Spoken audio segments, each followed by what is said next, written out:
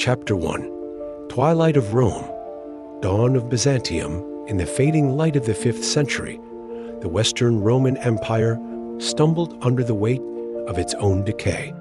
Barbarians swept across Europe, sacking cities that once echoed with the steps of emperors. Rome itself, the eternal city, fell more than once not only in stone, but in spirit. The Senate grew hollow, the legions scattered, and what had once been the heart of the world now throbbed faintly. Wounded and weary, yet in the east, something different stirred. While the west crumbled, the eastern half, sometimes overlooked, often underestimated, quietly endured. From the bustling markets of Antioch to the administrative chambers in Nicomedia, life continued with a rhythm that defied collapse.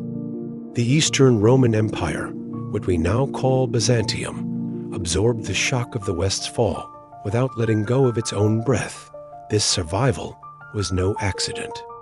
The East had long been richer, with denser cities, more fertile lands, and stronger trade routes. It had faced its own pressures, Persian threats, internal rebellions, but its heart remained steady. Leadership in Constantinople was more pragmatic than idealistic. Emperors such as Theodosius II built walls that would stand for centuries. Both literally and symbolically, the Western Empire's last emperor, Romulus Augustulus, was deposed in 476 AD. He was a child, placed on a broken throne by a warlord and removed just as easily. No armies came to his rescue. No legions marched in outrage. Rome was done. But across the Adriatic Sea, the Eastern emperors continued to wear purple robes and speak in imperial tones.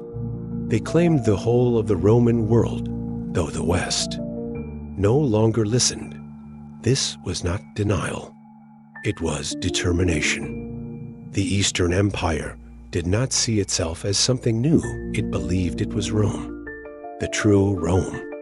And in some ways, it was.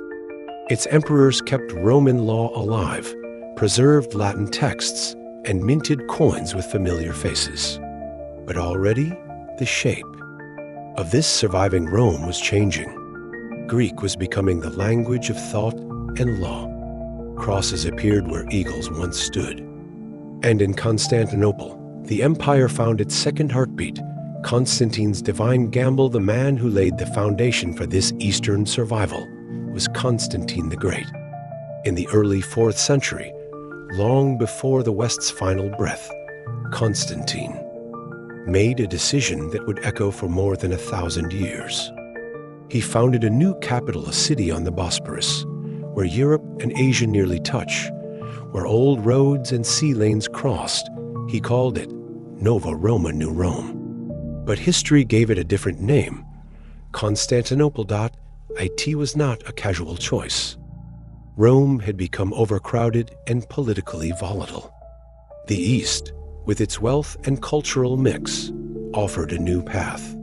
Constantine's city would be a Christian capital, not just a political seat, but a sacred vision. He filled it with basilicas and palaces with relics of saints and columns from pagan temples.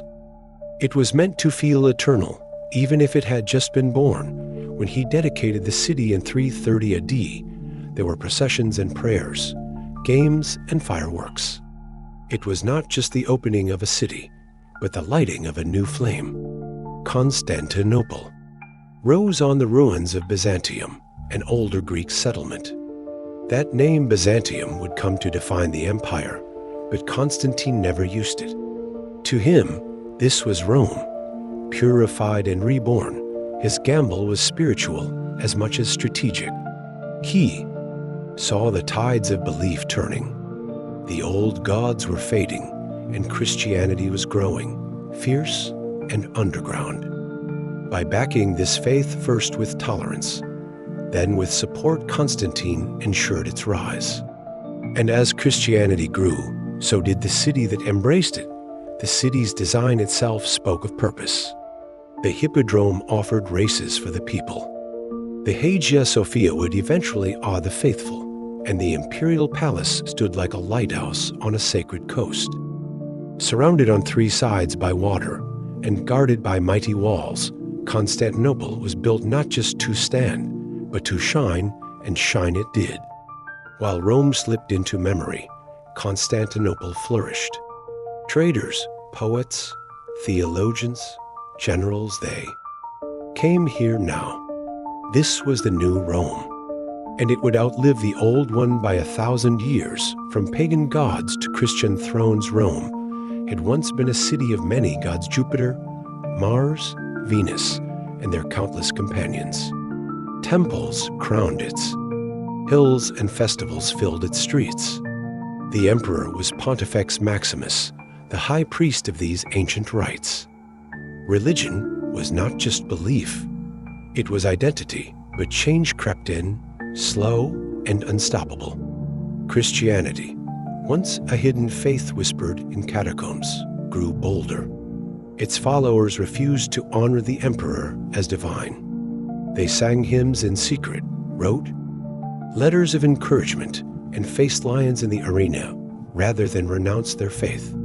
Persecution made martyrs, and martyrs made movements. By the time Constantine rose, Christianity was already strong. He did not invent it, but he gave it breath.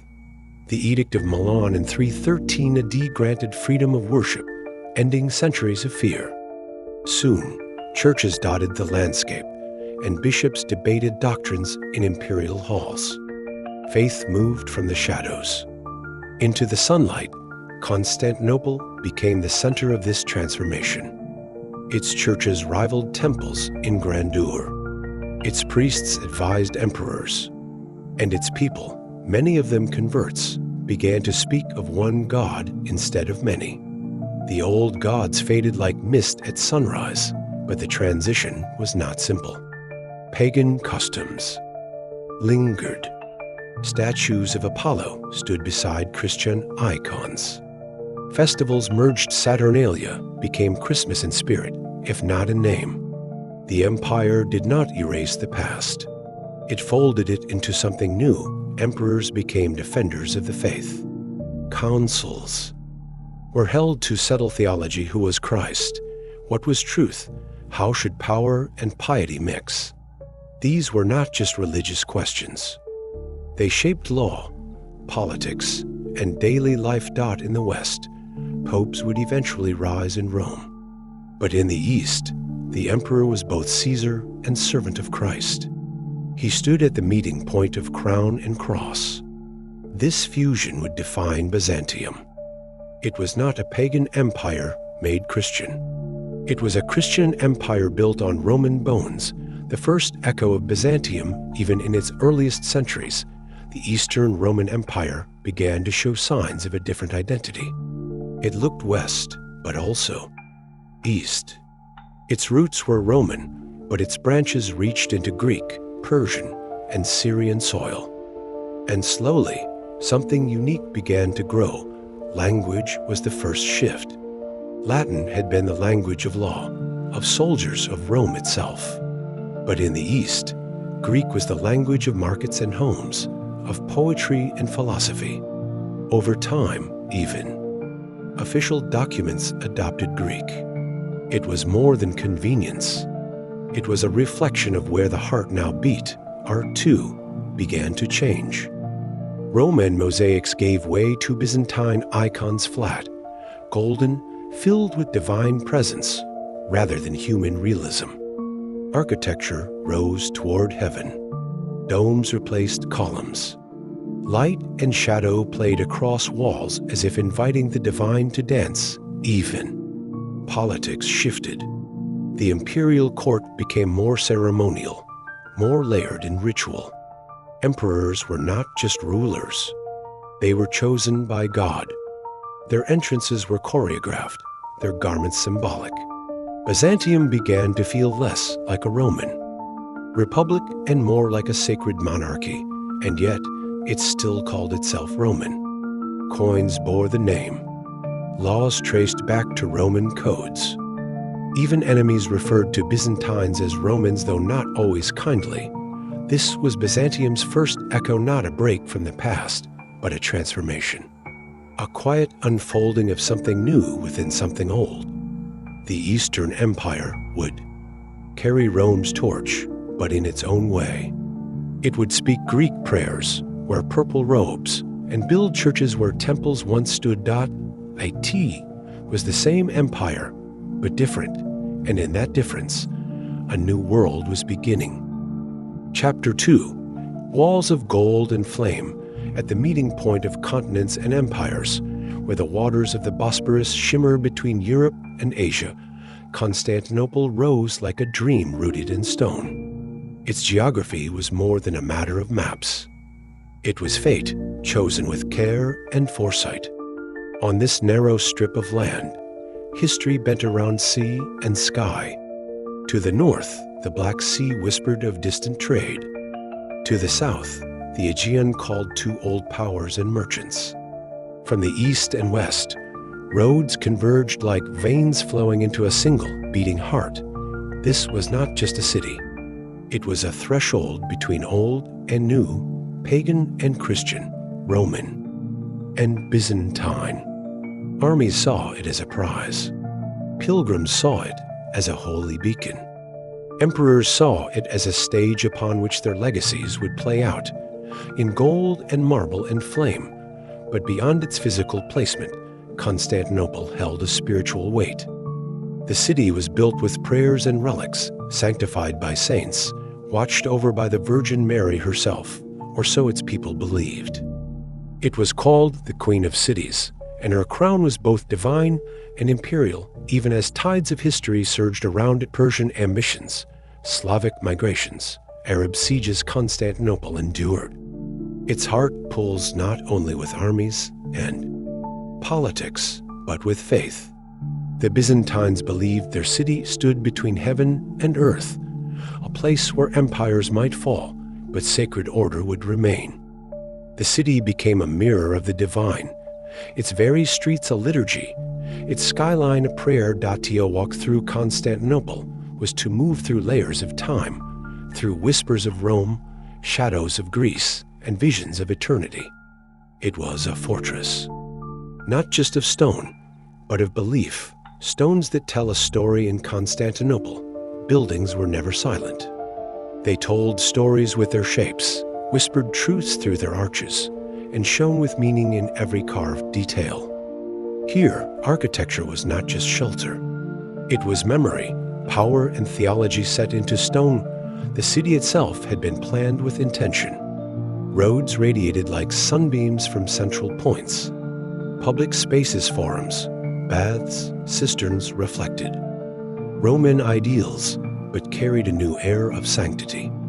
Each monument, each colonnade seemed to say, "We are the heirs of Rome, and we walk with God." Churches were the soul of the city's design. The most famous, of course, would be the Hagia Sophia. But long before its dome soared, other churches shaped the skyline smaller, humbler perhaps, but filled with the same sacred fire. Their walls bore scenes from Scripture, their floors echoed with chants, and their presence reminded the people. Faith lived here, palaces stood nearby, not just as homes of emperors, but as symbols of divine right. The great palace complex, sprawling and ornate, was a theater of rituals where emperors met with dignitaries, where processions unfolded like sacred plays. Columns taken from distant lands stood as trophies of endurance. Courtyards glowed with marble and mosaics. Even the air, heavy with incense and salt, seemed to breathe out empire. Outside, even the aqueducts told a story of resilience, of city planning, of quiet genius. The Basilica Cistern, a vast underground chamber supported by forest-like columns, held not just water, but a sense of mystery. One could walk among its pillars and feel the weight of centuries held in silence. Every brick, every beam seemed to carry intention. These were not anonymous structures. They were acts of devotion. And in them, Byzantium carved its message to the future. We were here. We believed. We built the Theodosian walls towering above the plains west of the city. The Theodosian walls rose like the bones of a sleeping dragon, coiled to protect the beating heart of empire. They were not the first walls to guard Constantinople, but they were the ones that lasted, a shield forged from vision, labor, and fear, built during the reign of Emperor Theodosius II in the early 5th century. These walls stretched more than 4 miles, from the Sea of Marmara in the south to the Golden Horn in the north. They were not a single line, but 3 layers of defense: an outer wall, an inner wall, and a moat deep enough to swallow horses. The scale alone was staggering. Over 90 towers studded the walls, each a watchful eye facing the open world. Gates bore names that echoed in poetry and war: the Golden Gate, through which emperors once returned in triumph; the Gate of Carisius, where the final Byzantine emperor would fall centuries later. Each entryway was a promise and a risk, a portal to safety or to siege, and sieges came. Persians, Avars, Arabs, Bulgars, they tested the city's strength, sometimes for years at a time. But the walls held. With defenders above and boiling oil below, with prayers in the churches and stones in the sky, Constantinople resisted. The walls were not merely fortifications. They were expressions of faith. Icons were carried along the battlements during attacks. Priests walked the parapets, blessing the stones. Citizens believed their survival was not only due to engineering, but divine favor. They saw the Virgin, Mary herself, guarding the gates, her robe a shield over the city. Over time, the walls became legend. Travelers from the west wrote of their height and majesty with awe. Enemies feared them, and the people, safe behind their ramparts, came to trust in them like sacred guardians. The walls did not just protect a city. They sustained a civilization, mosaics of heaven inside the churches and palaces of Constantinople, color and light, wove together in silence and splendor. These were not paintings. These were mosaics, tiny pieces of glass, stone, and gold arranged to speak of heaven. To walk into a Byzantine church was to enter another world. Walls and domes shimmered with sacred scenes: Christ Pantocrator gazing down with solemn calm, the Virgin cradling her child with timeless grace, saints processing in silent reverence. Gold leaf caught every flicker of candlelight, turning architecture into sacred flame. Mosaics were more than decoration. They were theology in color. Each panel told a story not just of the Gospels, but of empire, of divine order, of who ruled and why. The emperor might appear beside Christ, not as equal, but as chosen, a servant of the heavenly court. This was visual hierarchy, meant to be read with the soul. The technique itself was devotional. Artists worked in silence, each fragment laid by hand, sometimes over years. The angles of tiles were tilted to catch the light at just the right moment. Nothing was random. Every sparkle was a message. In the Hagia Sophia, light poured through high windows and danced across the mosaics. Even after earthquakes and conquests, after iconoclasts had scraped away some faces, the beauty remained. The church became a mirror of the heavens, and the mosaics its stars. But mosaics also adorned public places, walls of palaces, entrances to bathhouses, even some open courtyards. In them, myth met memory. Some showed ancient battles. Others reflected imperial victories or civic pride. They reminded citizens that their world was not only of politics and trade, but of meaning. In the end, the mosaics served a quiet mission: to lift the mind toward what is unseen. They were not loud. They did not shout. They shimmered. They waited. And for those who looked with more than their eyes, they revealed glimpses of eternity. Chapter 3: The Emperor Wears the Sky. In Byzantium, the emperor was not merely a man who ruled. He was something higher, a symbol stitched into the heavens, a living thread between the earthly realm and divine will. From the moment of his coronation, the emperor became more than flesh and blood. He became God's chosen, draped in sacred authority. This divine legitimacy was not only ceremonial, it was deeply believed. The empire was seen as the earthly mirror of the heavenly kingdom, and the emperor was its reflection of divine order. His power flowed not from armies or wealth alone, but from a holy right. The people did not just obey him. They revered him when he appeared in public. It was a sacred event. His presence was staged with incense and hymns, like a liturgy in motion. He walked beneath canopies held by servants, dressed in gold and purple colors not of fashion, but of heaven. To gaze upon him was to glimpse a part of the divine plan. He stood at the heart of rituals leading Easter processions, receiving sacred relics, blessing troops before battle. He was not a pope, but his authority touched the sacred. His role was both protector and high steward of orthodoxy. Councils met under his gaze. The creed of the church was often finalized by his signature. Foreign emissaries marveled at the reverence. He inspired. To the west, where kings fought for legitimacy, this fusion of throne and altar was breathtaking. In Constantinople, power was not earned by conquest alone. It was inherited through sanctity, layered with liturgy, and preserved by tradition. The emperor was more than a leader. He was Byzantium's living prayer, purple-born. Purple, bound to be born into the imperial family, was to be touched by destiny, but also bound by invisible chains. Children of emperors were called porphyrogenitos, born in the purple. The phrase came from the porphyry chamber in the imperial palace, lined with a rare purple stone. Where royal births took place, purple was not just a color. It was a message. It said, "This child belongs to heaven's chosen line." Such births were celebrated with ritual, poetry, and dreams of future reigns. But they also came with expectations that weighed heavier than any crown. From the moment they could walk, imperial children were trained in the ways of court life. They learned theology and law before they played with toys. Their tutors were scholars.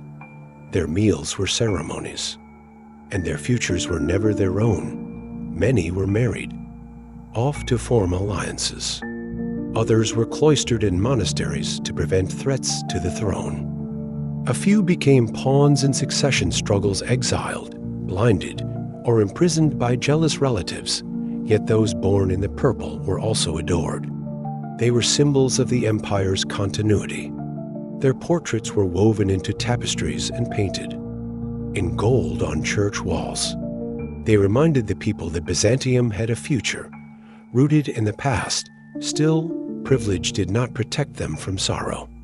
The throne was surrounded by ambition, and even the most sacred blood could be spilled. Behind every coronation was a quiet fear of betrayal, of whispers in marble halls, of poison in a golden cup. In Byzantium, to be born to rule was a blessing. But it was never a guarantee of peace. The weight of the crown to wear the Byzantine crown was to carry an unbearable weight. It was not only a band of gold encrusted with jewels. It was a burden of history, of expectation, of vigilance. The emperor sat at the center of a court that shimmered with beauty and danger. Courtiers bowed low, but watched carefully. Generals pledged loyalty, yet counted their own chances. Priests blessed the throne, even as they judged the soul upon it. He ruled over a land that stretched from deserts to forests, from island coasts to snow-capped peaks. The emperor signed laws, raised armies, approved doctrines, managed famine relief, heard petitions. His days were filled with ceremony, but also strategy. He could not afford weakness. A single misstep could mean rebellion. A failed campaign could unravel decades of peace.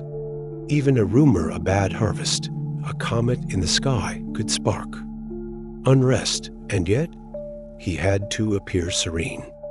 The imperial face, carved into coins and painted into mosaics, must always reflect calm and strength. People needed to believe their emperor was guided by heaven, untouched by fear. Behind the veil of ritual, however, many emperors carried deep loneliness. Few had friends. Many trusted no one. Their own kin could turn into rivals overnight. There, food was tasted by servants. Their words weighed in whispers. Their sleep, if they had any, was guarded. Some emperors broke under the pressure. Others clung to faith, praying for wisdom. A few were brilliant, ruling with vision and humility. But all, no matter how powerful, were trapped in a palace of mirrors. Always watched, always performing, the crown gave glory. But it never gave rest. The mirror of empire in Byzantium, the emperor's face was not just his own. It was the face of the empire, its hopes, its fears, its sacred order. His image was everywhere. On coins, in mosaics, in the dreams of children, and the prayers of soldiers, he appeared serene, gazing forward with calm authority. He held the orb and cross, symbols of earthly rule and heavenly blessing. Sometimes he stood beside Christ, not as equal, but as servant. Sometimes he was shown in scenes of victory, trampling enemies or receiving gifts from angels. These images mattered. They were more than art. They were theology. The people saw in them the order of the world, heaven above, the emperor below, and the city wrapped in divine favor. Even those who never glimpsed the emperor in life could feel his presence in gold and stone. Public ceremonies reinforced this image. Coronations were filled with symbolic acts, the crowning by the patriarch, the robe of Tyrian purple, the chants echoing through Hagia Sophia. Every step was a message. The empire lives because the emperor lives, but the mirror did more than reflect. It absorbed the emperor's faults, his illnesses, his doubts. These became signs for the people. A weak emperor meant a fragile world, a cruel one, a curse, a just and wise one, a blessing shared by all. When an emperor died, the mourning was not just for a man, but for a reflection. And when a new one rose, the city held its breath, wondering what face the mirror would show next. In this way, the emperor wore more than robes. He wore the sky. Chapter 4. Justinian's Dream. In the 6th century, from the glittering halls of Constantinople, one man looked westward with longing. His name was Justinian, emperor, reformer, builder, and dreamer. More than any ruler before or after him, he sought not merely to govern the Byzantine Empire, but to restore the Roman world that had fallen. At his command, armies marched across deserts and seas. Under the leadership of his brilliant general, Belisarius, Byzantine forces retook lands once lost: North Africa from the Vandals, parts of Italy from the Ostrogoths, and briefly, even a portion of Spain. These were not easy victories. Cities were besieged. Battles were bloody. Entire regions were scarred by war, and yet, for a time, the dream seemed real.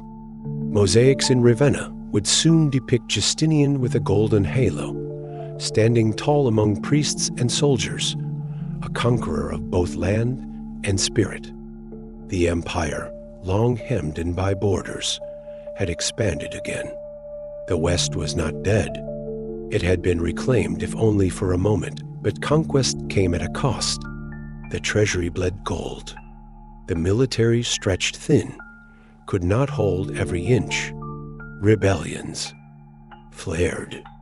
Enemies regrouped. And while the empire pushed its edges outward, cracks began to form within. Still, Justinian believed. He believed in a united Rome, in a Christian world under a single law, a single faith, a single crown. His dream was not only of borders, but of meaning a world where order reigned, shaped by divine purpose. And in that belief, he would shape Byzantium forever, the The code that binds an empire, Justinian's vision went beyond the battlefield. He knew that empires were not built only by swords and walls, but by ideas. And among his greatest legacies was the creation of a legal code, one that would echo through centuries. Before his reign, Roman law had become a tangled forest of decrees, rulings, and forgotten customs. It was vast and often contradictory. To unify his empire, Justinian needed clarity. He commissioned jurists to sift through centuries of law, to gather, refine, and rebuild the legal foundation of Rome. The result was the Corpus Juris Civilis, the body of civil law. It was elegant in structure, rooted in Roman tradition, but shaped by Christian morality. It contained 4 parts: the Code, the Digest, the Institutes, and the Novels. Together, they formed a comprehensive guide to justice, defining rights, property, marriage, crime, and the role of rulers. This was not just bureaucracy, it was philosophy. It declared that the emperor was the guardian of justice, bound by law even as he enforced it. It taught that law must serve fairness, not power. And in a world often ruled by whims, it offered something enduring. Justinian's code spread far beyond his borders. Centuries later, it would influence legal systems in Europe, from the French Napoleonic Code to German civil law. Even modern courts in distant lands and different tongues carry traces of Justinian's legal vision. In building his code, Justinian was not merely preserving Rome. He was giving the world a language for justice. And in doing so, he bound his empire not just with walls, but with words. The angel of the dome, while armies fought and scribes debated, Justinian turned his eyes upward to the heavens. In the heart of Constantinople, he would raise a church like no other. It would be his triumph, his prayer in stone, his offering to God. The Hagia Sophia, the old cathedral, had burned during a revolt. But from its ashes, Justinian would build a marvel. He called upon 2 architects, Anthemius of Tralles and Isidore of Miletus, men more versed in geometry than in tradition. What they created was revolutionary. The dome of the Hagia Sophia did not sit upon thick walls, as in Roman temples. It floated, vast and luminous, above arches and semi-domes, held aloft by daring engineering and faith. Sunlight streamed through its many windows, making the ceiling appear to hover, like the wings of an angel. Mosaics filled its surface as golden scenes of Christ, the Virgin, and the saints. Columns of porphyry and green marble shimmered in candlelight. Incense hung in the air. Chants rose like incense. It was not just a church. It was an experience, a gateway between earth and heaven. When Justinian entered the completed church for the first time, legend says he stood beneath the dome and declared, "Solomon, I have surpassed you." Whether true or not, the sentiment reveals the scale of his ambition. The Hagia Sophia would stand for over 1,000 years. It would endure earthquakes, conquest, and time itself. It became the heart of orthodoxy, the soul of a city, and the vision of an emperor made visible. The plague and the price, but no dream, however divine, comes without its shadows. In the latter years of Justinian's reign, darkness fell over the empire, not from armies, but from within. In the year 541, the plague arrived. It swept through Constantinople like a ghost in the streets.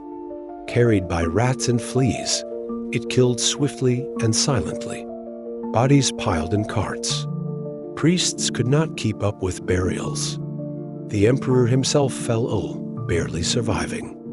For weeks, the city held its breath. For months, it mourned. Historians believe the plague may have killed nearly half the city's population, perhaps more.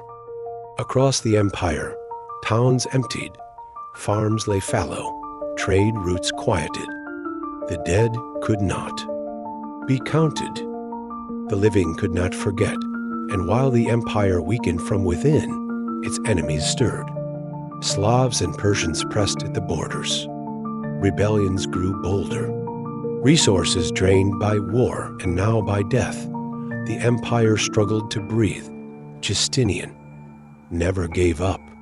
Even after the plague, he governed, reformed, and built.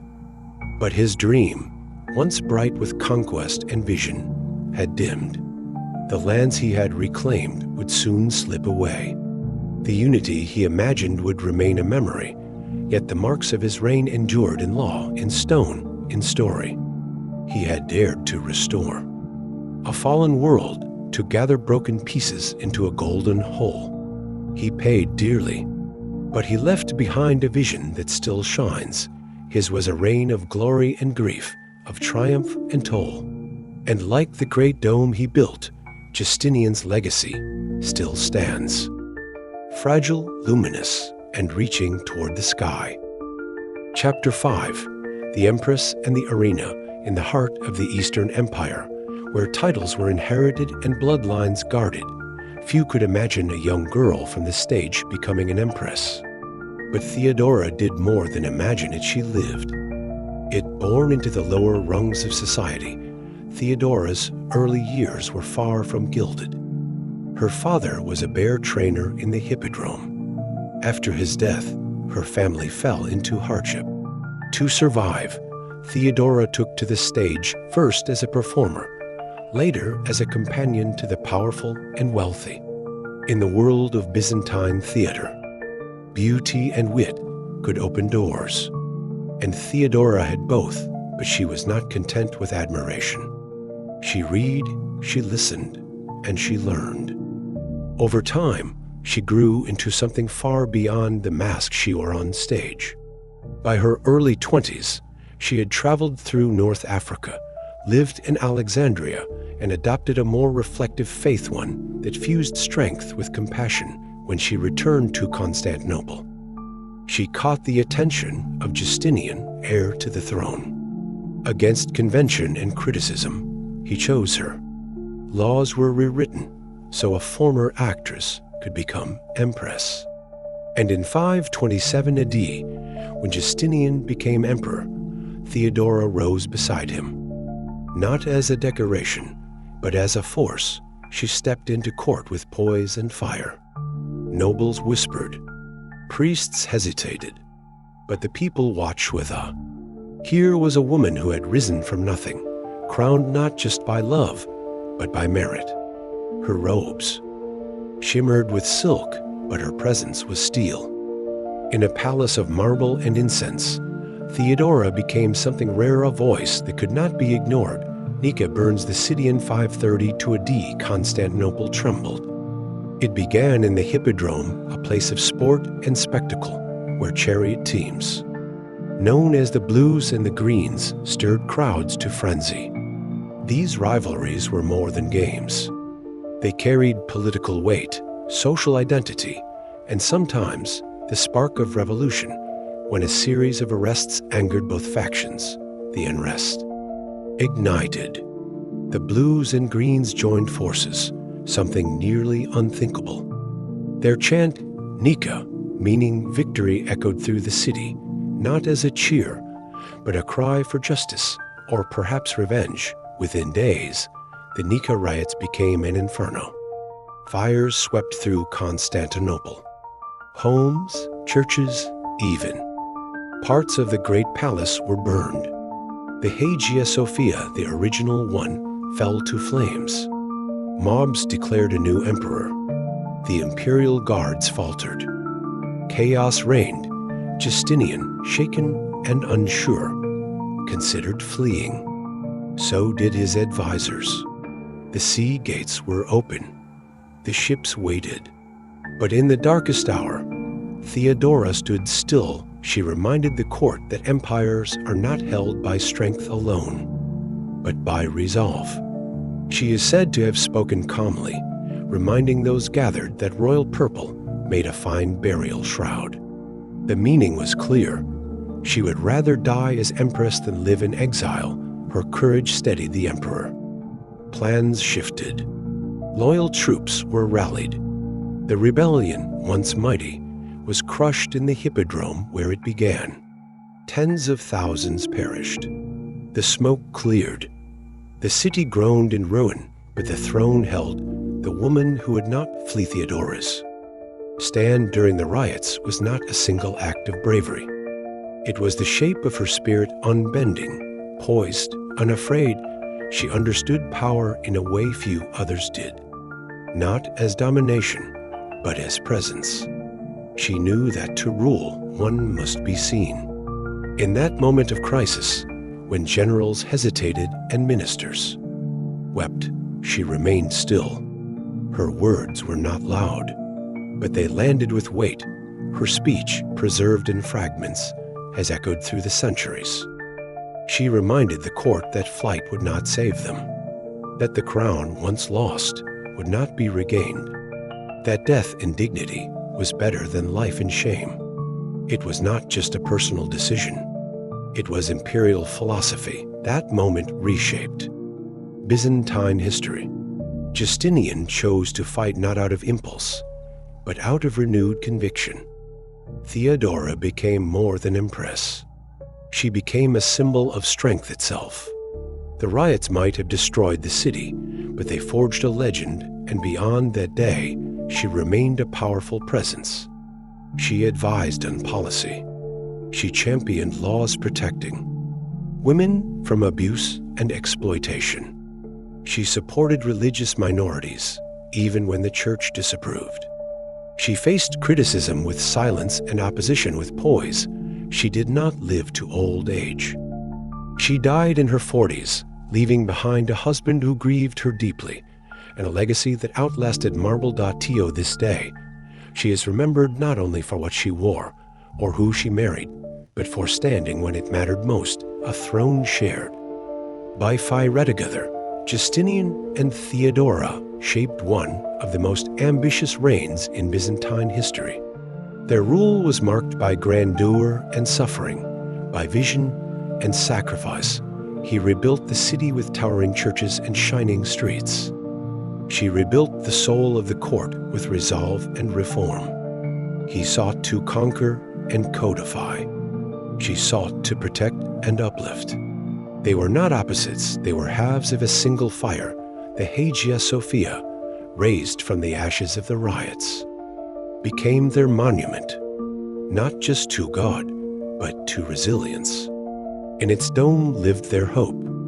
In its shadow, their story, their legacy was not perfect. Wars drained the empire. Taxes burdened the people. Enemies pressed from every side. And yet, the world remembered them not for how peacefully they ruled, but for how fiercely they believed. When Theodora passed, Justinian did not remarry. He ruled alone, but never without her memory. Her mosaics remained in the churches. They had built gold and steady, eyes wide with wisdom. History often remembers kings and generals. But in the story of Byzantium, it also remembers her, the empress who rose from the crowd, who held the crown not with blood, but with fire. A throne may be forged in gold, but in their time, it was also forged in courage. Chapter 6, The Secret War of Icons. In the stillness of Byzantine churches, flickering candlelight would dance across the golden faces of saints. These were not just paintings. They were icons, sacred images that opened windows to the divine. For the faithful, to look upon an icon was not to admire art, but to stand in the quiet presence of the holy. Icons became part of life.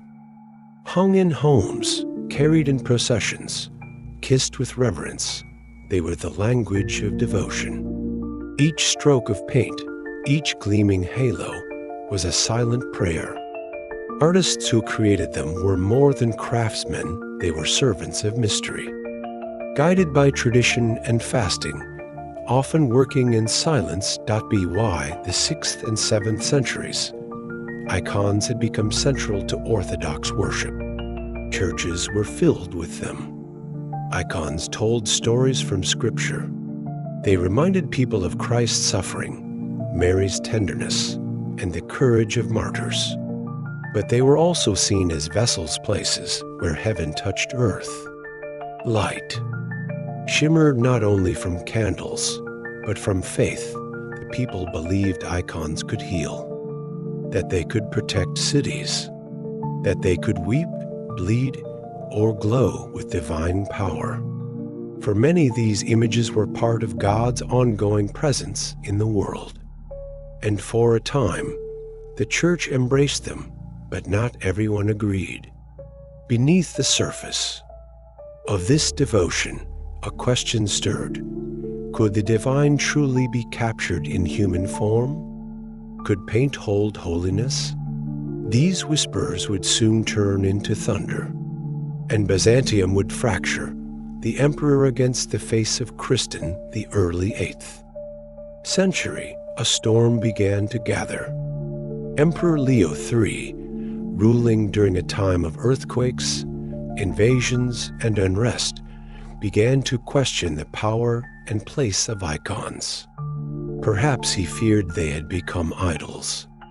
Perhaps he saw them as a threat to order. Perhaps he believed God's anger showed in the trembling earth. Whatever his reason, he issued a decree. Icons were to be removed. And with that, the empire entered a silent war. This period would be known as iconoclasm, the breaking of images. Churches were stripped. Mosaics were covered. Sacred faces were scraped from walls. Those who resisted were punished. Some monks had their eyes put out. Others were exiled, silenced, or worse. Emperor Constantine V continued this policy with even greater force. He convened councils that denounced the use of icons. He praised the image of the emperor, but not the image of Christ. The contradiction was not lost on the faithful. The empire split. Some cities obeyed. Others resisted in quiet rebellion. Families hid icons beneath floorboards. Monks wept in secret. And across the empire, the divine face disappeared from view. Iconoclasm was not just about theology. It was about control over belief, over the church, over how people saw God.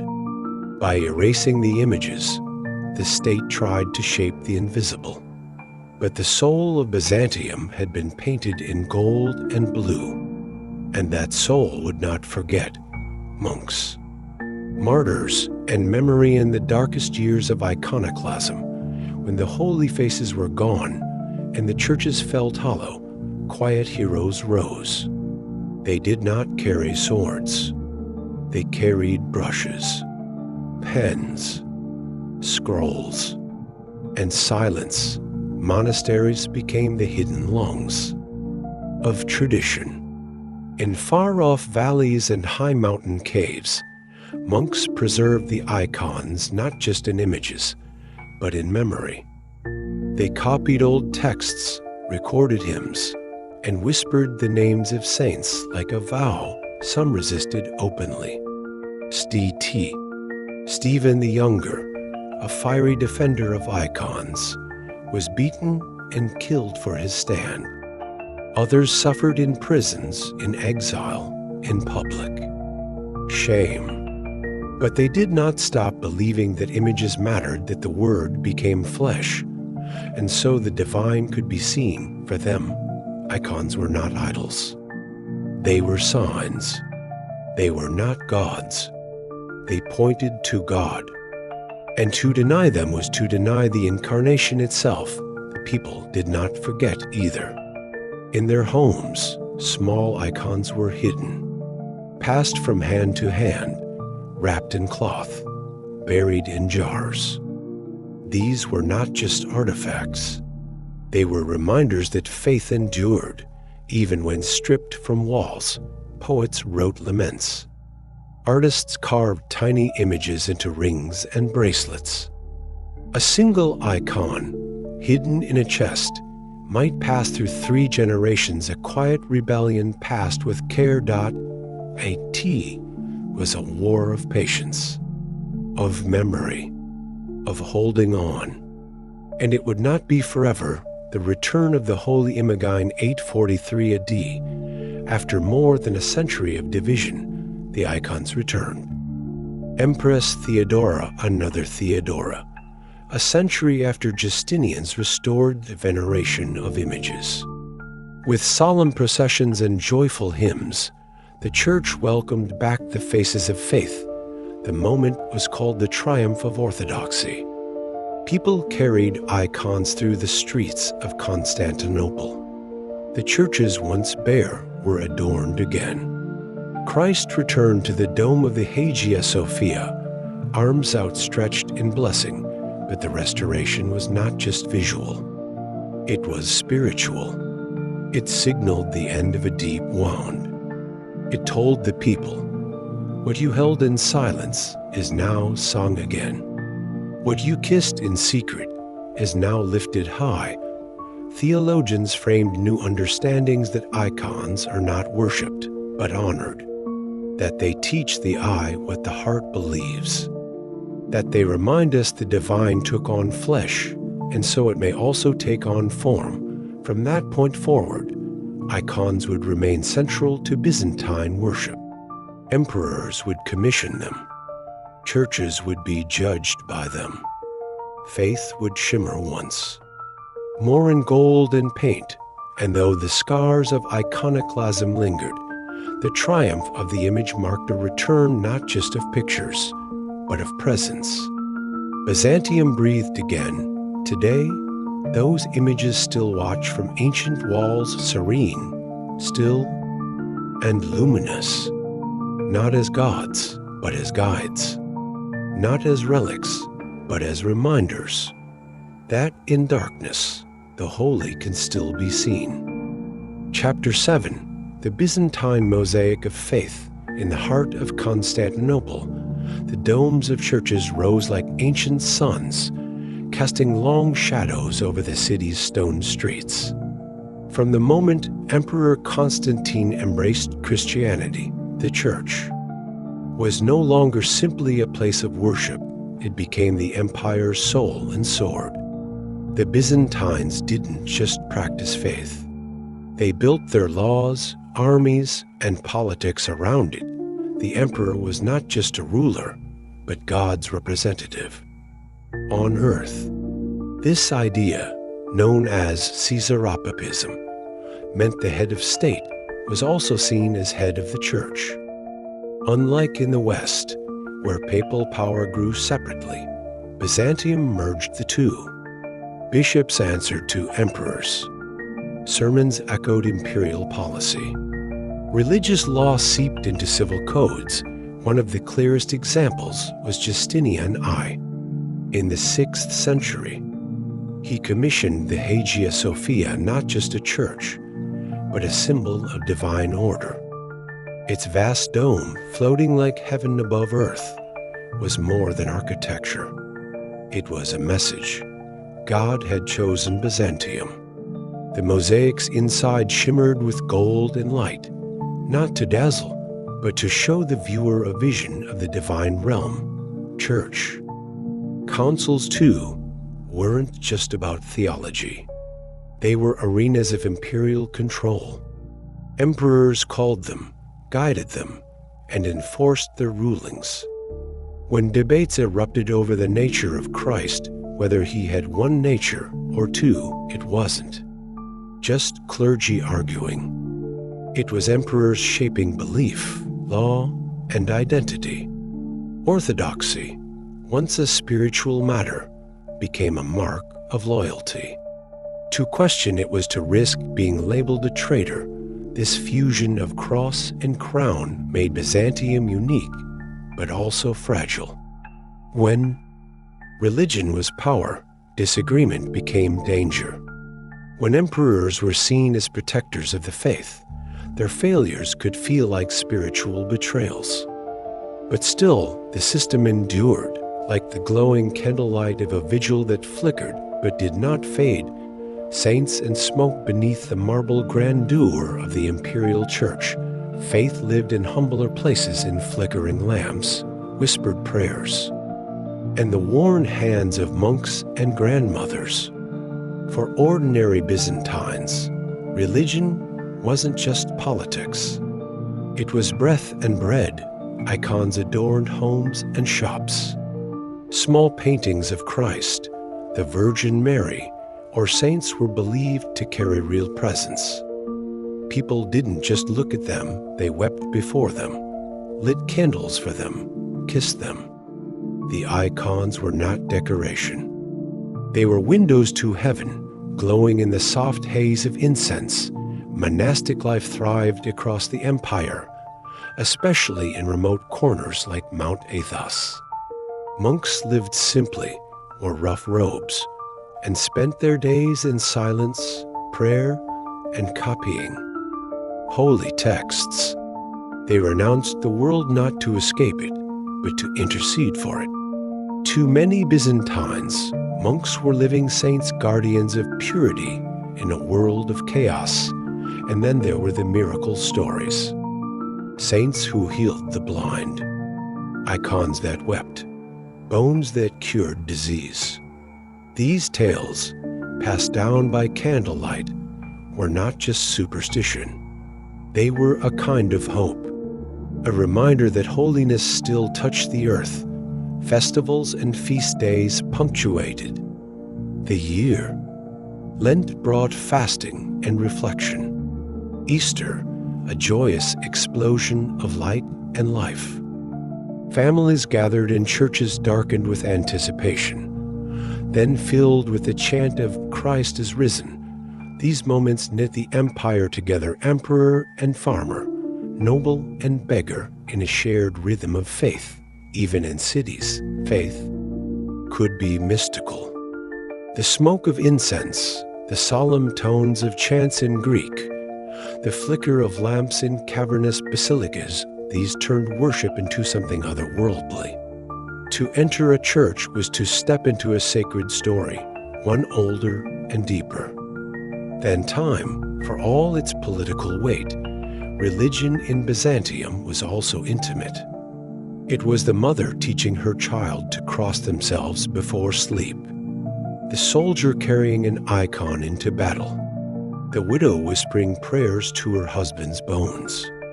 In these moments, far from councils and emperors, the heart of Byzantine faith quietly beat, schisms and shadows, but not always harmony. As centuries passed, cracks appeared in the golden walls of faith. The Byzantine Church, rooted in Greek language and Eastern tradition, began drifting from its Latin-speaking Western sibling, the Roman Church. 81st, the divisions were subtle. Differences in liturgy, arguments over authority. The East viewed its patriarchs as equals, 5 ancient bishops sharing leadership. Rome, increasingly, saw the Pope as supreme. The theological rifts deepened over time, but they were often masked by diplomacy and shared danger. One major dispute centered around the filioque, a phrase added by Western Christians to the Nicene Creed. They claimed the Holy Spirit proceeded from both the Father and the Son. The Eastern Church objected, not just to the words, but to the fact they had been added unilaterally, without council or consent. Icons, too, sparked division not between East and West, but within Byzantium itself. The iconoclast controversy saw emperors fearing idolatry, order icons removed and destroyed. For over a century, believers fought with words, laws, and even blood over whether the sacred images were holy or heretical. It wasn't until 843, on the Feast of Orthodoxy, that icons were fully restored.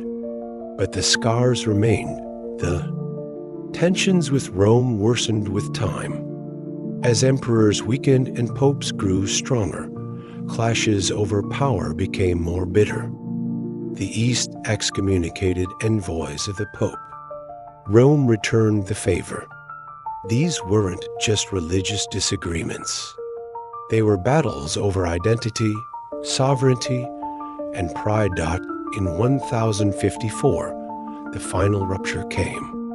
The Great Schism. Though dramatic gestures were made letters of condemnation placed on altars, the split wasn't sudden. It was the slow settling of years of mistrust, misunderstanding, and wounded pride. Even then, some hoped for healing. But the Fourth Crusade's sack of Constantinople in 1204, led by fellow Christians, turned the wound into a scar.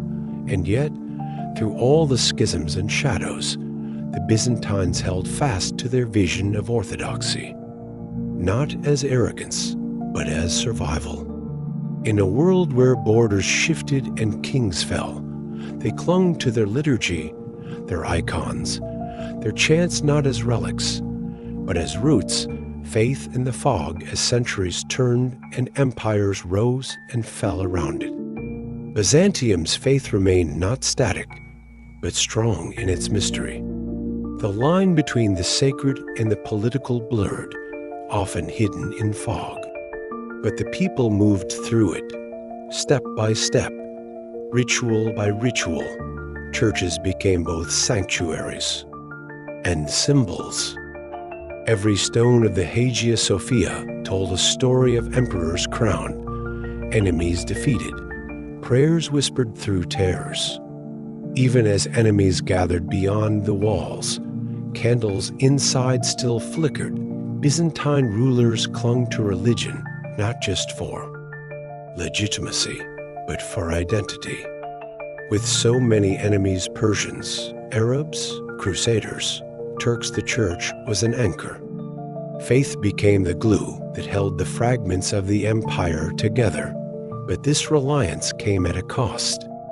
When emperors meddled too deeply in doctrine or used bishops as pawns, the spiritual became political currency. It was a dangerous balance to lead in God's name without losing sight of God's truth. And still, the people believed. In processions, during plague years, in fasting during famine, in prayers at sea. Even when emperors were weak, even when armies failed, the liturgy continued. Words first spoken in ancient times still echoed near the end. As the empire shrank to the walls of Constantinople, faith did not shrink with it. The final emperor, Constantine Shi, prayed in Hagia Sophia before facing the Ottomans. When the city fell in 1453, it was not just a capital that was lost. It was a world, but faith, quiet and enduring, remained. Icons were hidden, chants remembered. The mosaic of Byzantine belief, cracked but not erased, lived on in Orthodox tradition, in churches across the Slavic world, in quiet prayers spoken in forgotten corners. In the fog of politics and war, Byzantium never stopped believing. It clung to its rituals, to its mysteries, to its sense that the divine walked with them not always in triumph, but always in light. Chapter 8. Enemies at the gates. In the cold shadows of the eastern frontier, two empires stood like ancient mountains, Rome reborn in Byzantium, and Persia in its Sasanian form. Their rivalry was not sudden. It was carved deep into the bones. Of both worlds, a struggle of power, faith, and survival that spanned centuries. The Byzantine-Sasanian wars were not one battle, but many. One flame sparking the next. At times, they were fragile truces. At other times, the silence between them was simply a breath before another storm. But it was the final war, the last and longest, that left the empire staggering. a tea began in 602. A mutiny, a murder, a new emperor named Phocas. The Persians seized the moment, accusing Byzantium of breaking promises and spilling royal blood. Khosrow, too, the Persian king, unleashed his armies with fury and fire. Cities fell like dominoes: Damascus, Jerusalem, even Alexandria. The Holy Cross itself, once kept in Jerusalem, was taken as a trophy by Persian hands year after year. The war bled the empire dry. Soldiers fought in distant deserts. Farmers watched their fields burn. Refugees clogged the roads. And in the palaces of Constantinople, emperors came and went, each trying to hold the weight of a collapsing world. Then came Heraclius. Crowned in chaos, he reorganized the empire, trained new armies, and struck deep into Persian heartlands. Between 622 and 627, he fought not just to win, but to survive. He crossed snowy mountains, outflanked great armies, and finally met the Persians at Nineveh. There, amid the dust and steel, he broke their power. Victory came at a cost. Though Byzantium reclaimed its cities, its relics, and its pride, the war had burned through its lifeblood. The treasury was empty, the soldiers exhausted, and beyond the desert winds, a new force was rising, swift, fiery. And unlike anything Byzantium had ever known, the Arab storm, when the armies of Islam rose from the Arabian Peninsula, they moved like wind over sand, fast, invisible, unstoppable. To Byzantium, this was not a typical war. It was a shock, too. The system, the Prophet Muhammad, united the tribes of Arabia under a single belief, a single direction. After his death in 632, his followers looked outward, and what they saw were two broken giants: Persia, shattered by Heraclius, and Byzantium, still gasping for breath. The first blow came quickly. In 636, at the Battle of Yarmouk, the Byzantine army faced the Arab forces near the edge of Syria. Dust hung thick in the air. The fighting lasted for days. When it ended, thousands of Byzantine soldiers lay still, and the eastern provinces were lost. Syria fell. Then Palestine. Egypt followed its grain, its ports, its churches now under new hands. These were not small losses. These were lungs and limbs of the empire. Byzantium didn't just lose land, it lost cities filled with memories, saints, and sacred places. But the Arab forces did not stop. They pushed toward Anatolia and the sea, testing the defenses of the inner empire. Fast cavalry raids burned villages, claimed forts, and vanished before Byzantium could respond. Heraclius, once the hero of Nineveh, grew old and bitter, watching his victories dissolve like mist. Yet the storm did not break Byzantium completely. Behind the high walls of Constantinople, the people prayed and prepared. New generals rose. The empire adapted. It rebuilt fleets. It studied its enemy. What began as a disaster slowly became a lesson in survival. Still, the change was permanent. The Christian world had shrunk. The ancient balance of Rome and Persia was gone. In its place stood something new, a rival civilization with its own dreams of empire, its own sense of destiny. And Byzantium, no longer a ruler of the world, now stood as a fortress on its edge. The Balkan struggle to the north. Another danger stirred, less swift than the Arab storm, but just as deep. From the Danube's bend to the wooded hills of Thrace Slavic and Bulgar tribes moved like rivers through the empire's borders. These were not organized empires. They were waves of migration and war. The Slavs, in particular, came not with kings, but with families. They settled in forests, built huts along rivers, and slowly filled the lands Byzantium had once controlled. Their culture mixed with the land, planting new roots beneath old Roman stones. The Avars came as raiders fierce, mounted, and relentless. In 626, they joined with the Persians in a daring assault on Constantinople. From land and sea, they tried to break the city's walls, but the walls held. The people sang hymns of the Virgin Mary as the stones shook.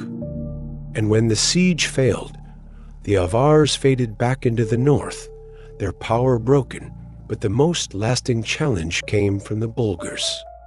In the late 7th century, they crossed the Danube and carved out their own kingdom. They were strong, organized, and ambitious.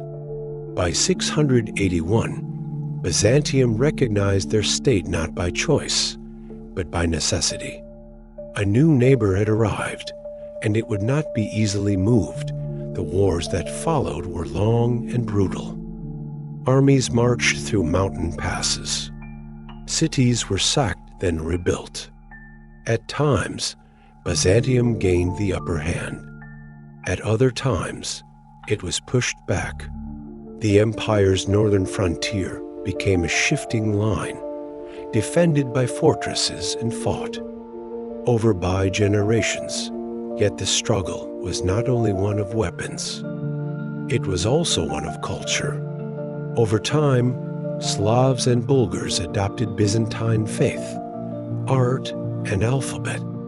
Missionaries brought orthodoxy. Princes built churches.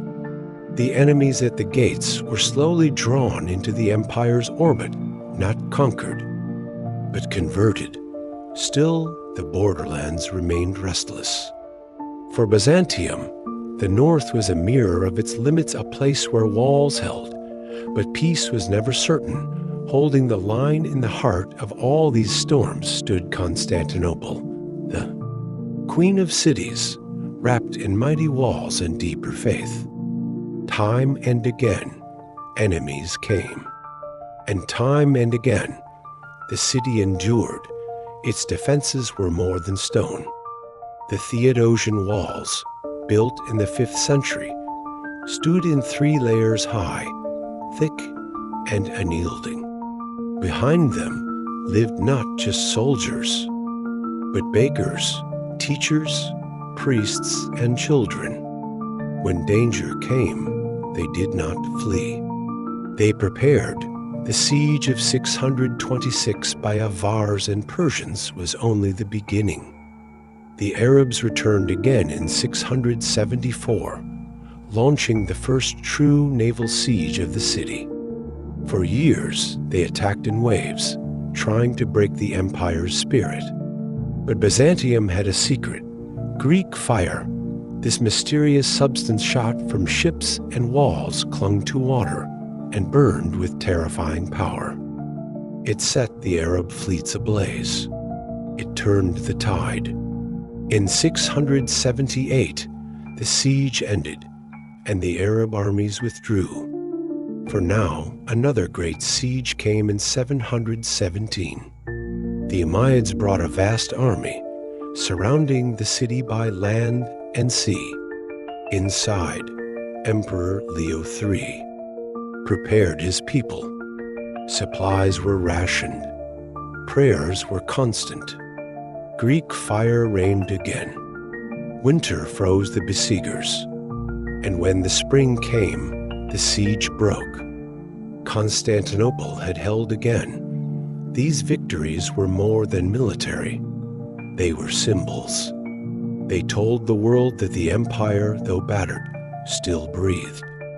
That the walls were not just stone, but will, even in later centuries, as the empire shrank, Constantinople stood proud.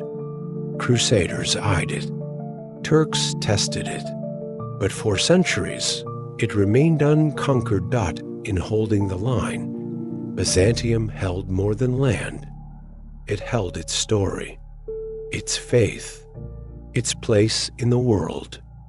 And though the days of wide borders were gone, the city's entrance became the heartbeat of an empire that refused to vanish into the dust of time. Chapter 9: The Fire of the Sea in the quiet hours before dawn, when the sea was still and the sky just beginning to pale, a strange fear gripped the enemies of Byzantium.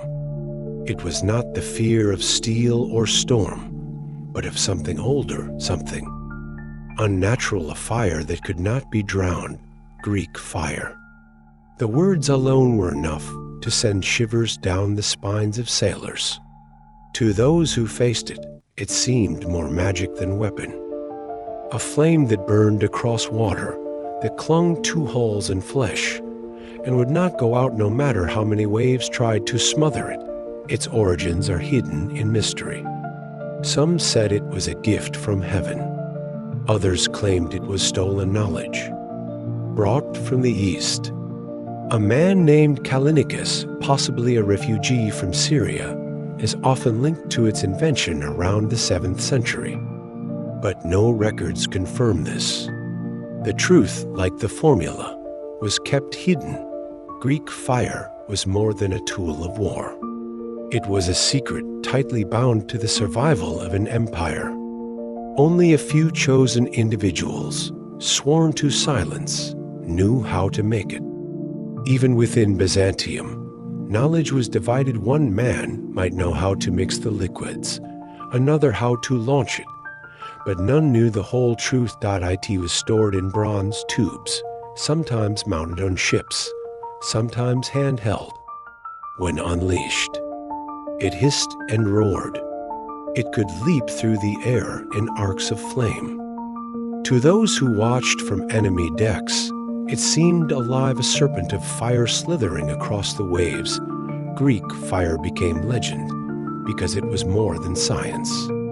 It was a symbol of defiance, of divine favor, of the wrath of a people who refused to vanish. In an age when empires rose and fell, it reminded the world that Byzantium had secrets worth fearing. Naval alchemy, the sea, was not a barrier for Byzantium. It was a road, a shield, and sometimes a sword. While many of its enemies fought on horseback and crossed dry lands, Byzantium ruled from the water. And with Greek fire at its command, it became the unmatched master of naval warfare. The Byzantine navy was not just a collection of ships, it was an extension of the empire's mind. It was built with precision, discipline, and a deep understanding of how the sea moved. Dromons, sleek warships powered by both oars and sails, were the backbone of the fleet. These vessels were narrow and fast, able to dart between enemy ships and launch their deadly fire. Greek fire was mounted at the bows of these ships, poured through siphon-like tubes that could project at great distances. During battles, Byzantine sailors worked in rhythm rowing, steering, loading, and firing, all under the command of experienced captains. Naval tactics were rehearsed like music. Ships would flank the enemy, encircle them, and cut off their retreat. At times, the fire was used to panic the enemy before the real attack began. One burst across the water could break the courage of an entire fleet, but the power of Greek fire did not make the navy careless.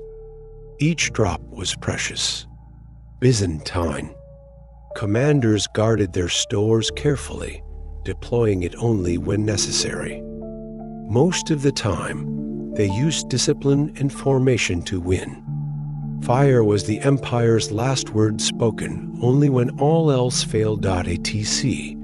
The empire was graceful and deadly. Its ships were like dancers in armor, weaving through chaos with purpose.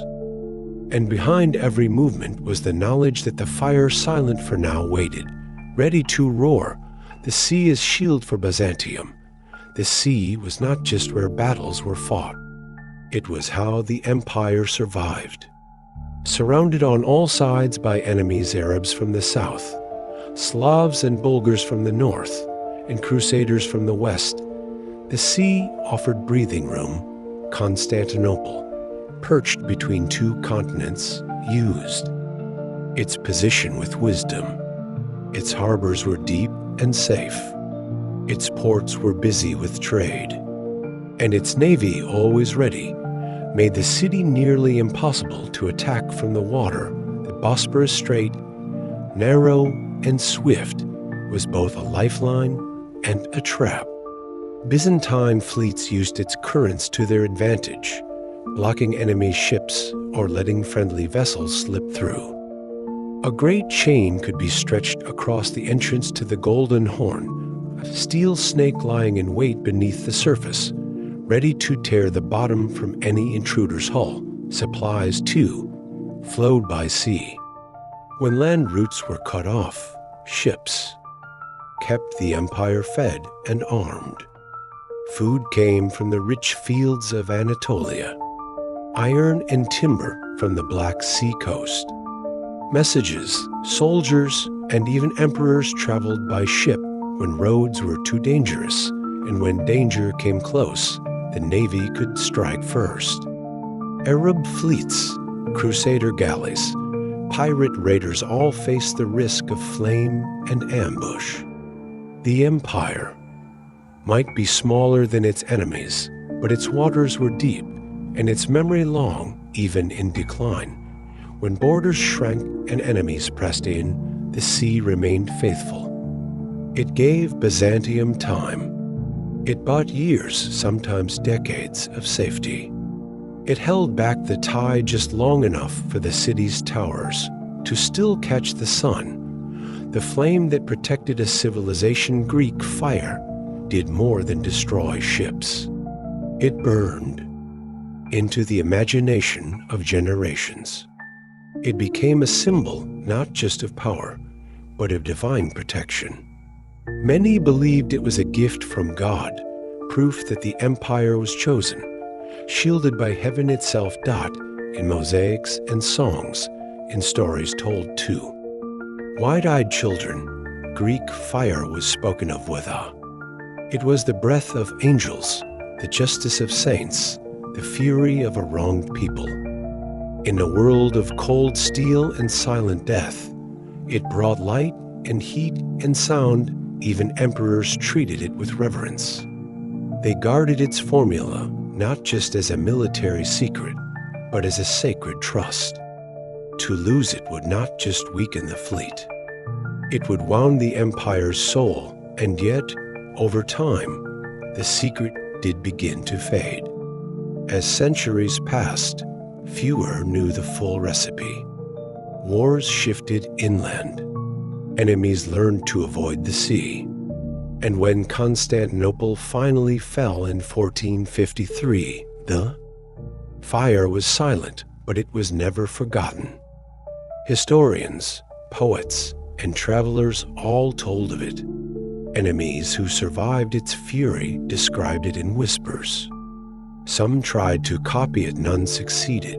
Today, we do not know its exact formula. It remains one of history's lost wonders, a blend of chemistry and faith, fear and fire. But its meaning lingers. Greek fire was not just a weapon. It was a prayer written in flame, a message to the world that Byzantium would not vanish quietly, that even as enemies gathered and time pressed forward, the empire still had a voice, fierce, bright, and burning. And in the soft lull of night, when the waves roll in dark silence, one can almost hear it again, the hiss of flame, the roar of battle, and the memory of a civilization that turned fire into hope.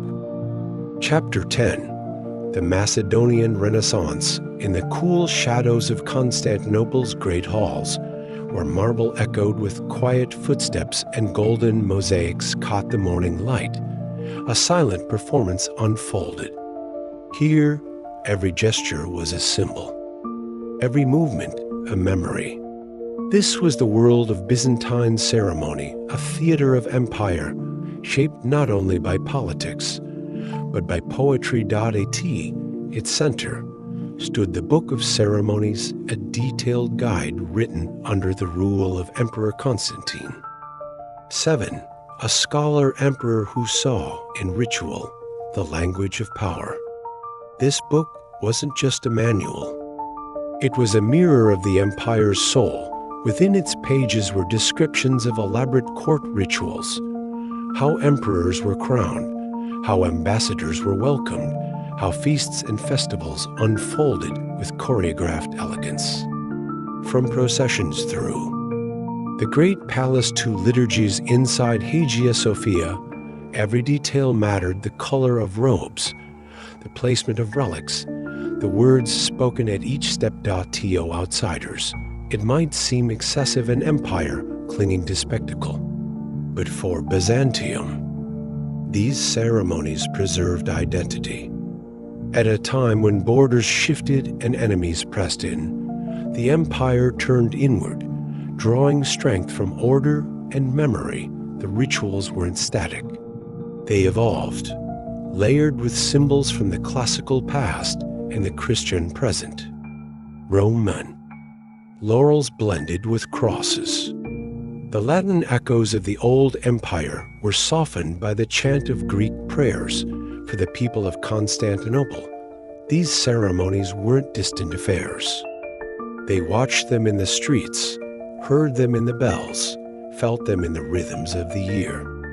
In a world filled with uncertainty, the empire's performances reassured its citizens. Byzantium still stood, proud and polished, its past alive in every movement. And so, the Book of Ceremonies became more than parchment and ink. It became a script of survival when the empire would follow for centuries, long after its rivals had forgotten their own lines, scribes of light while rituals unfolded in public. Another quiet revolution took place behind monastery walls and in the hidden chambers of palaces. There, under the glow of oil lamps, scribes bent over worn desks, bringing life back to forgotten words. The Macedonian dynasty, beginning with Basil I in the late 9th century, marked a turning point in Byzantine history. After centuries of war and fragmentation, the empire found a breath of peace, and with it, a chance to remember. Texts from ancient Greece and Rome were copied with care. Works of Homer, Aristotle, and Galen, once at risk of being lost, were preserved and studied. Philosophers debated logic. Doctors read ancient cures. Historians pieced together the past, but this revival wasn't simply nostalgia.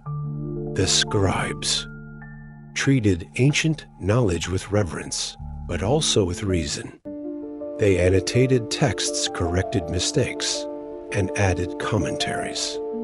They didn't just copy, they questioned and clarified. In Constantinople, the imperial court became a center of learning. Libraries grew. Scholars taught grammar, rhetoric, and theology. Even emperors like Constantine VII wrote books, proving that the sword and the pen could share a throne. In monasteries like the one at Mount Athos, monks preserved not just religious texts, but also science, poetry, and mathematics. Their quiet work would one day become Europe's treasure, though most didn't know it at the time. The scribes of this era became keepers of light. In a world where war could burn cities and famine silence voices, they captured the fragile glow of wisdom on pages that would endure. And when future generations in the West sought to recover the knowledge of the ancients, they would find it waiting in the careful hands of Byzantine scribes, the quiet guardians of civilization, icons and illumination if the written word was Byzantium's voice. Its art was the empire's breath, rich, golden, and eternal. After the storms of iconoclasm had passed and the sacred images returned to walls and hearts, the Macedonian Renaissance gave birth to an artistic flowering unlike anything before. Icons, paintings of Christ, the Virgin Mary, saints, and angels took on new depth and radiance. These were not simply pictures. They were windows to the divine, painted with prayer and precision. Faces were serene, eyes wide and deep. Backgrounds shimmered with gold, symbolizing the eternal light of heaven. Artists worked not for fame, but for faith. They followed strict rules passed down through generations, believing that beauty reflected truth and that each brushstroke carried spiritual weight. Illuminated manuscripts also flourished. Books were decorated with elaborate borders, small portraits, and brilliant color.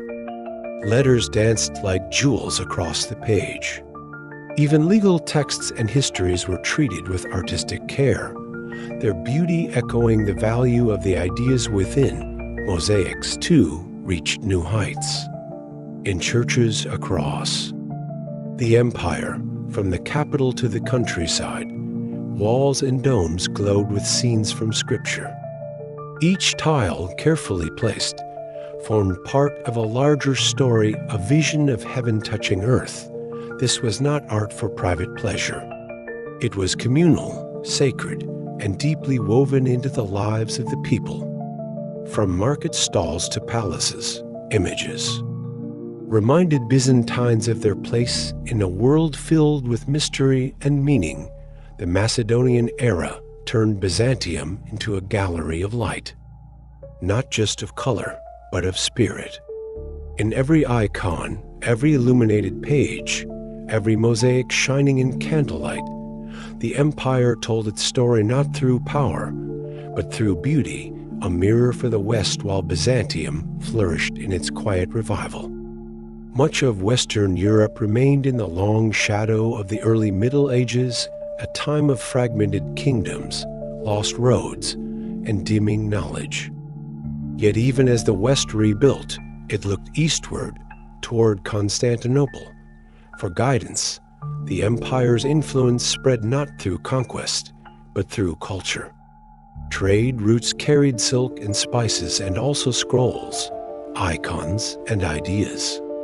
Scholars traveled east to learn. Ambassadors returned with stories of splendid cities, ordered rituals, and ancient books still read with care. Byzantium became a model, a mirror reflecting what might be possible. Its law codes, especially the Basilica, a massive legal compilation begun under Basil I, shaped future European systems. Its theological debates informed church councils in the West. Its art inspired churches in Italy and beyond, even in the North. In lands just beginning to embrace Christianity, Byzantium left its mark. In the 9th century, missionaries Cyril and Methodius, sent from Constantinople, brought faith and literacy to the Slavs. They created the Glagolitic alphabet, a script that would evolve into Cyrillic. Through their work, orthodoxy spread beyond the empire's borders, taking root in places that would one day outlive Byzantium itself. And when Charlemagne crowned himself emperor in the West, it was partly in response to Byzantium's legacy. An attempt to claim equal glory, the Macedonian Renaissance showed the world that strength was not only in armies, but in memory.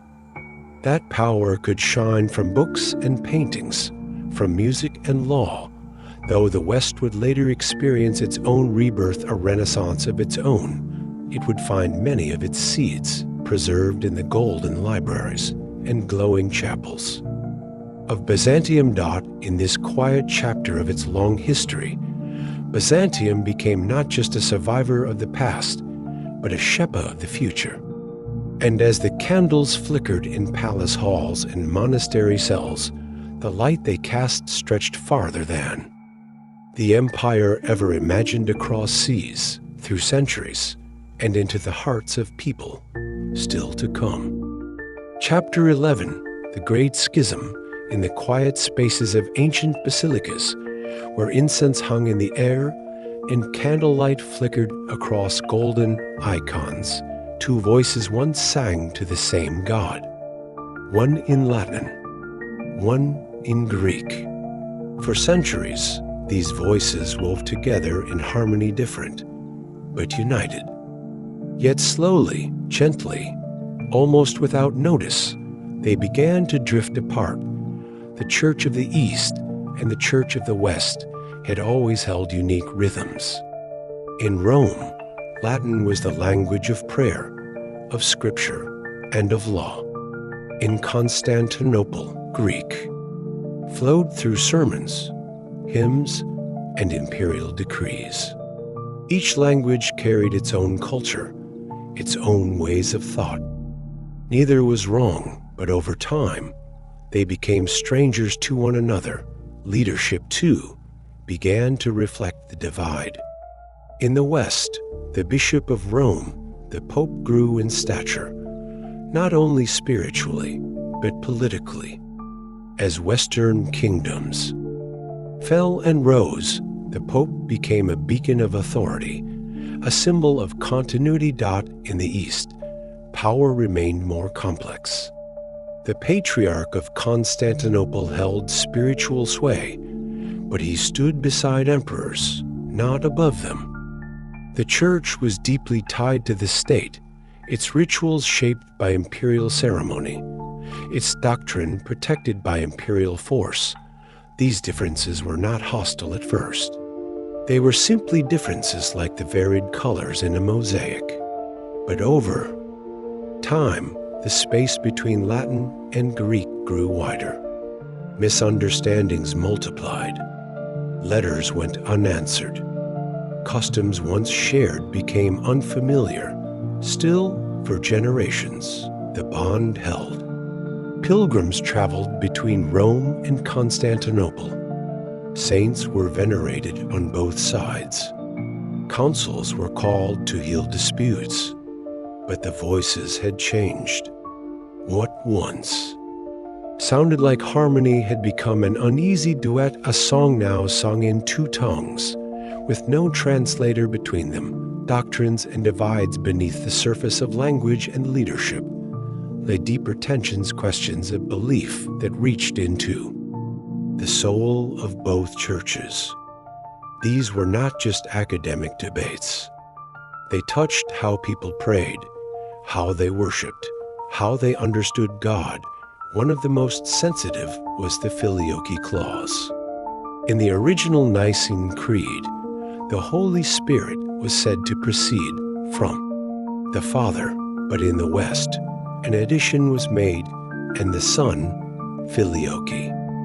3 syllables that caused centuries of disagreement. To the Western Church, the addition was meant to clarify the unity of the Trinity. To the Eastern Church, it was an unauthorized change to a sacred text, a breach of tradition, and an act of pride. It wasn't just the words. It was the feeling that the West acted alone, without consent, without counsel, without respect. Another point of division was bread. In the East, the Eucharist was made with leavened bread risen, soft, symbolizing the living body of Christ. In the West, it was unleavened, flat and pure, echoing the Passover. Again, neither was wrong, but both saw the other as straying from true practice. These differences became symbols of deeper pain. The East viewed the West as increasingly rigid, too focused on law and control. The West saw the East as distant, too mystical, too entangled. With empire, Even smaller practices, how monks shaved their heads, how priests were ordained, how calendars marked Easter became signs of growing separation. There were attempts at unity. Councils were called. Letters were exchanged. But the tone had changed. Trust had thinned. What once were shared roots had now grown into separate branches, twisting in different directions. The final break, the year, was 1054. The setting, Constantinople, a city of light and learning, where domes shimmered in the sun and prayers echoed through marble halls. Yet behind the beauty, a quiet sadness gathered, the feeling that something precious was slipping away. Pope Leo IX had sent envoys to Constantinople. They came not as gentle diplomats, but as stern messengers carrying grievances and demands. At the heart was a dispute over authority, whether the Pope held universal power over all of Christendom, including the East. The Patriarch of Constantinople, Michael Cerularius, stood firm. He would not bow to Rome's claims. He closed Latin churches in the city. He refused the Pope's demands. The two sides circled each other, each unwilling to yield, each certain of its truth. Then came the moment. In the great cathedral of Hagia Sophia, during a holy liturgy, the Pope's envoys marched forward and placed a letter of excommunication on the altar, severing the East from Rome. It was a bold act, but also a cold one. Cerularius responded in kind. He excommunicated the envoys, not the Pope, but the men who represented him. The lines were drawn, but this was not a war. There were no battles, no burning cities, just silence. A deep, aching silence that settled between the two churches like a fog. The faithful on both sides continued their prayers. Bells still rang, candles still burned. But something had broken. The schism, as it came to be known, was not born in a single day. It was the final thread pulled from a cloth already worn thin. Yet its unraveling would shape the course of history, not with violence, but with absence, faith torn in two in the centuries that followed. The divide grew deeper, not always in conflict, but in quiet drift. Churches still stood. Masses were still sung. But between Rome and Constantinople, the distance became spiritual as much as geographical. The West moved toward centralization. The Pope's authority expanded, guiding kings, defining doctrine, shaping a church that would one day face its own reformation. Latin remained the language of learning and law. Gothic spires rose where once basilicas had stood. The East stayed rooted in its traditions. The liturgy remained unchanged, ancient and melodic. Icons filled churches with quiet presence. The patriarchs still walked beside emperors until the emperors were gone, and then came the Crusades. In 1204, Western armies meant to fight in the Holy Land turned instead to Constantinople. They broke its gates, looted its churches, and burned its relics.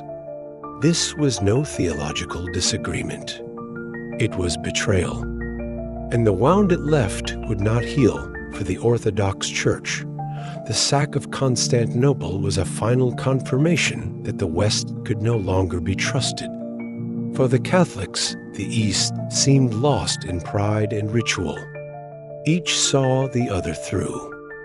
A lens darkened by pain, and yet the faith remained.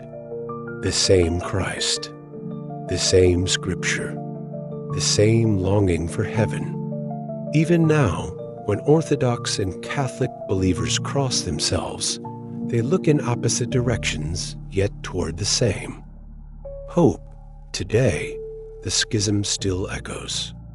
in every divided calendar, in every dual feast, in every quiet attempt at reunion. It is a sadness not of anger, but of memory, a longing for a time when East and West shared the same chalice, the same flame, and though the churches may still walk on different paths, the light they carry is not so different. It flickers in stone chapels and wooden pews. It glows in silence and song. It is the same light even when seen through separate windows. Chapter 12. The rise of the Komnenoi. The 11th century drew to a close with Byzantium standing on a brittle edge, surrounded by enemies, drained by wars, and shaken by the scars of the Great Schism. The once mighty empire had survived. Worse, but now it seemed to tremble beneath the weight of its own history. Then came Alexios. Alexios I Komnenos rose not with thunder, but with quiet determination. In 1081, at just 24 years old, he seized the throne in the name of survival, not glory. The empire he inherited was hollowed by civil strife, weakened by financial ruin, and harried by Normans in the west and Seljuk Turks in the east. But Alexios was no ordinary ruler. His strength was not brute force, but endurance, a steady fire that burned low and long. He rebuilt the army, not by raising new legions from nothing, but by using what remained wisely. He restructured military command, forging trust where fear had taken root. He secured the coasts, shored up city defenses, and placed loyal generals at vital frontiers. Most famously, he turned to the West not for conquest, but for help. When Pope Urban II called for the First Crusade in 1095, it was in response to Alexios' plea. His request had been for trained mercenaries, but what arrived were multitudes, knights, priests, and peasants, each chasing their own vision of heaven and honor. Alexios handled them with caution. He provided guides, supplies, and safe passage not out of trust, but necessity. He managed a chaos of languages and egos, and despite tensions, he secured the return of lost lands in Asia Minor. Under his rule, the empire stabilized. Coins regained value. Roads were repaired.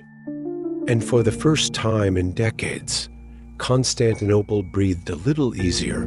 Alexios did not restore the empire to its old borders, but he restored its confidence. And in the flickering candlelight of his long reign, Byzantium found a second wind, the web of alliances. Alexios understood that war could only carry the empire so far. Byzantium, surrounded by powerful neighbors and unpredictable allies, needed something stronger than swords. It needed diplomacy. And so he wove a web of alliances, treaties, and marriages that turned enemies into partners. If only for a time, he married into power. His wife, Irene Duquesne, came from the once ruling Doukas family, a move that bound powerful, noble factions to his cause. Their union strengthened his claim and calmed the rivalries that had long plagued the throne, but it was through his daughter, Anna Komnene, and his brothers, nephews, and sons-in-law that the real weaving began. Alexios placed his family everywhere, in the army, in the court, in the church. The Komnenoi became not just a dynasty, but a network with the West. He practiced cautious courtship. He negotiated with Italian merchants for ships and supplies. He corresponded with the Pope, always balancing respect with sovereignty. The Crusaders, dangerous and unpredictable, were handled like wildfire. Useful, if carefully contained. John II, Alexios' son and successor, continued this careful diplomacy. He maintained peace with Hungary, managed tensions with Venice, and encouraged trade with Western ports. His reign was quieter, but no less strategic. The Komnenoi Empire thrived not because it outfought its enemies, but because it outlasted their fury. It was a game of patience, where survival depended on knowing when to bend and when to stand firm. Yet every alliance had a cost. Every favor owed meant a thread pulled. And as the web grew tighter, the empire's freedom shrank bound not by conquest, but by compromise. The sword and the seal, the Komnenian revival, was not just diplomatic. It was deeply rooted in the twin forces of strength and style, the sword and the seal. The battlefield and the throne room moved together, each shaping the empire's fate. Under Alexios and his successors, John II and Manuel I, the army was reshaped into a more professional force. They emphasized cavalry, reorganized regional troops, and relied on elite guard units like the Varangians. These warriors, often foreigners, were loyal not to land, but to the emperor himself. Military campaigns were targeted and smart. John II led quiet but effective pushes into Asia Minor, re-establishing fortresses and reclaiming key trade routes. Manuel I was bolder, leading campaigns into Hungary, Italy, and even Egypt. But even as the army marched, the court glowed with ceremony and splendor. The Komnenian emperors surrounded themselves with elegance. Court rituals grew more elaborate. Titles multiplied. Protocols thickened. The Komnenian palace was a place of golden robes and jeweled crowns, of poetic speeches and careful choreography. It echoed the grandeur of Justinian's era, yet carried a new tone, less about universal rule and more about survival with dignity. Byzantium was no longer the vast empire of old, but it projected strength through style. The emperors ruled with both presence and polish. Visitors to Constantinople marveled at its order, its architecture, its sense of sacred authority. Art flourished, too. Churches were adorned with intricate frescoes. Manuscripts were illuminated with care. Even legal and philosophical writings were revived and preserved. This balance of force and finesse gave the Komnenian period its shape, a time when Byzantium stood tall not by expanding, but by refining what remained, a dynasty on the edge. For all their wisdom, the Komnenoi could not outrun time. Their strength was real, but it came with limits and costs that quietly grew beneath the surface. By concentrating power within the family, the emperors ensured loyalty, but they also sowed the seeds of stagnation. Talented outsiders were pushed aside. The empire's strength narrowed, built on the shoulders of a few. Manuel I Komnenos, the last of the great Komnenian rulers, ruled with energy and vision. He dreamed of restoring Byzantium's place at the center of Christian Europe. He hosted tournaments, styled himself like a Western king, and led campaigns across the Mediterranean, but ambition thinned the empire's resources. His wars drained the treasury. His flirtations with the West angered Orthodox clergy. And when he died in 1180, his young son Alexios II was too weak to hold the line. The regency collapsed into intrigue. Andronikos I Komnenos, a cousin, seized power in a wave of cruelty. His short reign ended in a bloody revolt. The dynasty that had once stitched Byzantium together now unraveled in a tangle of betrayal and civil war. By the end of the 12th century, the empire was again vulnerable. Old enemies watched. New threats gathered. The alliances built by Alexios faded. The stability won by John II dissolved, and yet the Komnenian legacy endured. For a moment in time, Byzantium had stood tall again, not in conquest, but in control. It had crafted beauty, commanded armies, shaped diplomacy. It had shown the world that survival could be its own kind of strength, that even in decline, dignity could be defended. But as the candle burned low and the halls grew quiet once more, the question lingered in the shadowed stone. Could the light hold? Or would it flicker and finally fall? Chapter 13, the cross that turned against us at the dawn of the 13th century. The Byzantine Empire still stood weathered but breathing. Its walls were old, its treasury lean, but its faith and tradition held strong. Constantinople, the queen of cities, had endured sieges, betrayals, and wars. Yet nothing in its long memory could prepare it for the betrayal that would come not from heathens or heretics, but from fellow Christians bearing the sign of the cross. The Fourth Crusade was not meant to reach Byzantium. It had been called to liberate Jerusalem. The plan was to sail to Egypt, strike at the heart of Muslim power, and reclaim the Holy Land. But the path of the crusade shifted, drawn by greed, politics, and desperation. The Crusaders, many from France and Italy, had no ships of their own. They turned to Venice, a city of commerce and cunning. The Venetians agreed to transport them, but at a steep cost. When the Crusaders failed to pay in full, the deal darkened. In exchange for passage, they were asked to attack Zara, a Christian, city and rival to Venice. The crusade, already strained, became a weapon for profit. At this moment of confusion, a Byzantine prince named Alexios Angelos appeared. His father, the former Emperor Isaac II, had been deposed and blinded in a palace. Coup. The young Alexios promised the Crusaders wealth, soldiers, and unity with the Western Church if only they would help him reclaim his father's throne in Constantinople.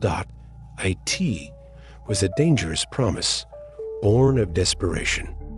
The Crusaders accepted. In 1203, their fleet arrived in the waters outside the city, not as pilgrims, but as invaders cloaked in holy intention.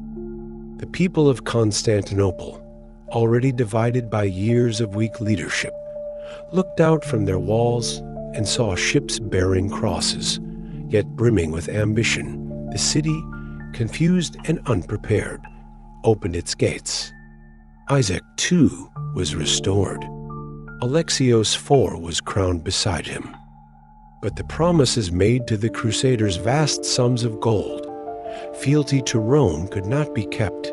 Tensions rose. Mistrust thickened. The West waited. The East braced. The cross had come not to save, but to shake the empire to its core. The sack of the Queen of Cities, the winter of 1204, was heavy with unease. Within Constantinople, resentment grew. The people, already burdened by war and betrayal, could not understand why their city now hosted Latin soldiers, loud and foreign, who demanded payment and submission. Alexios IV, caught between his people and his promises, faltered. In January, a palace coup took place. Alexios IV was strangled. A new emperor, Alexios V. Doukas, bold and defiant, seized the throne. He refused the Crusaders' demands. He closed the gates.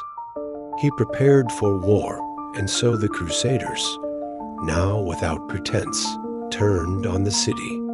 They claimed they had been betrayed. They declared their march holy once again. But this time, their target was not Jerusalem. It was Constantinople, rich, ancient, and sacred, On April 12, 1204, they attacked. The walls that had repelled Persians, Arabs, and Bulgars were breached not by infidels, but by those who called themselves brothers.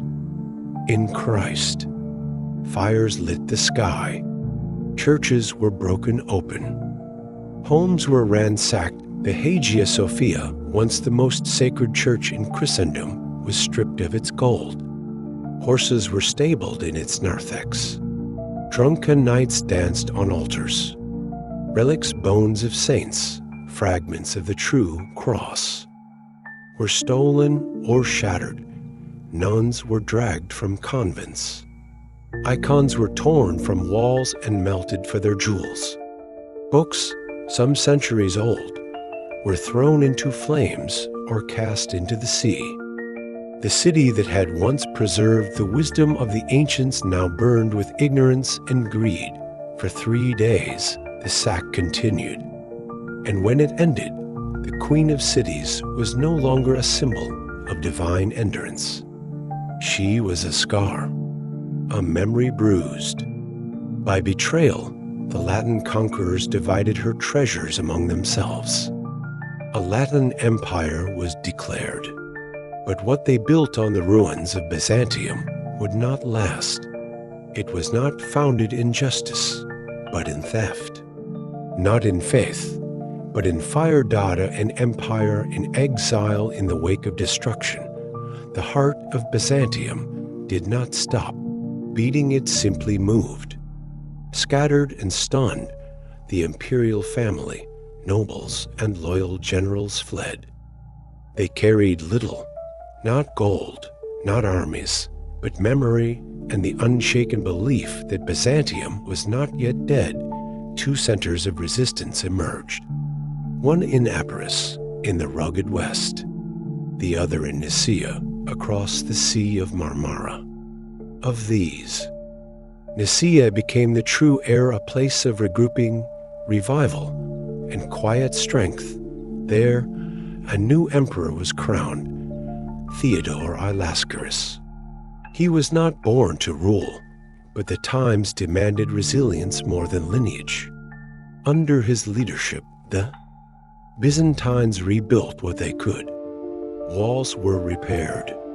Schools reopened. Monasteries once again hummed with prayer and preservation.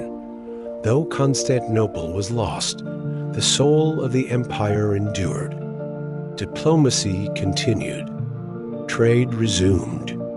The Byzantine Church, though wounded, stood firm against the Latin claims of spiritual conquest. Over time, Nicaea became a mirror of what had been. Its court held imperial form. Its scholars copied ancient texts. Its bishops defended orthodoxy. Meanwhile, the Latin Empire in Constantinople began to fray. Its rulers lacked the depth and discipline of their predecessors. The people of the city, weary of foreign rule, yearned for the familiar chant of the Greek liturgy, the steady rhythm of Byzantine law.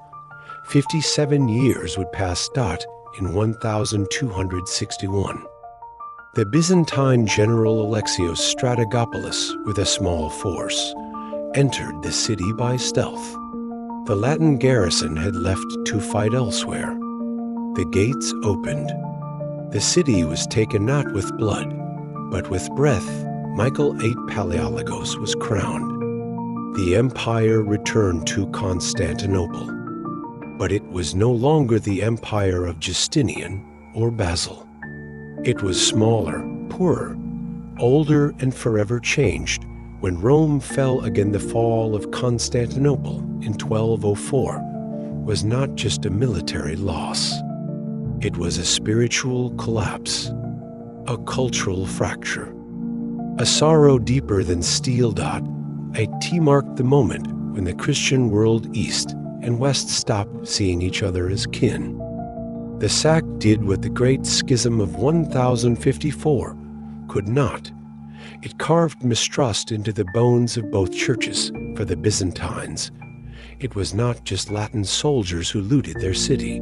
it was the betrayal of Christendom itself. The ones who came, in the name of the cross, had burned icons, silenced priests, and mocked the sacred for centuries to come.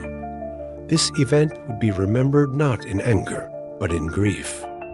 A grief that echoed in every ruined chapel, every broken relic, every hymn sung. In a darkened church, the memory of 1204 lived not in speeches, but in silence. Culturally, the empire never fully recovered. Though art, scholarship, and worship continued, a sense of innocence had been lost. The Byzantines no longer believed the West would ever understand them or care to, and in the West, the sack was justified by some as a mistake, by others as a necessary evil. But even those who defended it could not erase its cruelty. The Fourth Crusade had begun as a call to save Jerusalem. It ended with the desecration of the greatest Christian city on earth. When Rome fell the first time, barbarians breached its gates. When it fell again, it was Christians who carried the torches, and in that fall, something sacred fell with it, the hope of a united Christendom, the dream of a shared faith, the belief that brotherhood could outlast ambition, the cross. Once a sign of unity, had turned upon itself, and the empire that had guarded it for 1,000 years would never be the same. Chapter 14, The Empire of Shadows, in the spring of 1204, after the flames of betrayal had settled and the Latin banners flew over Constantinople's broken skyline, the Byzantine world did not die, it scattered. What was once a single mighty empire became many thrones in exile, each surrounded not by marble walls, but by uncertainty. In the west, Epirus rose, a rugged land of mountains and stone. It offered protection and pride.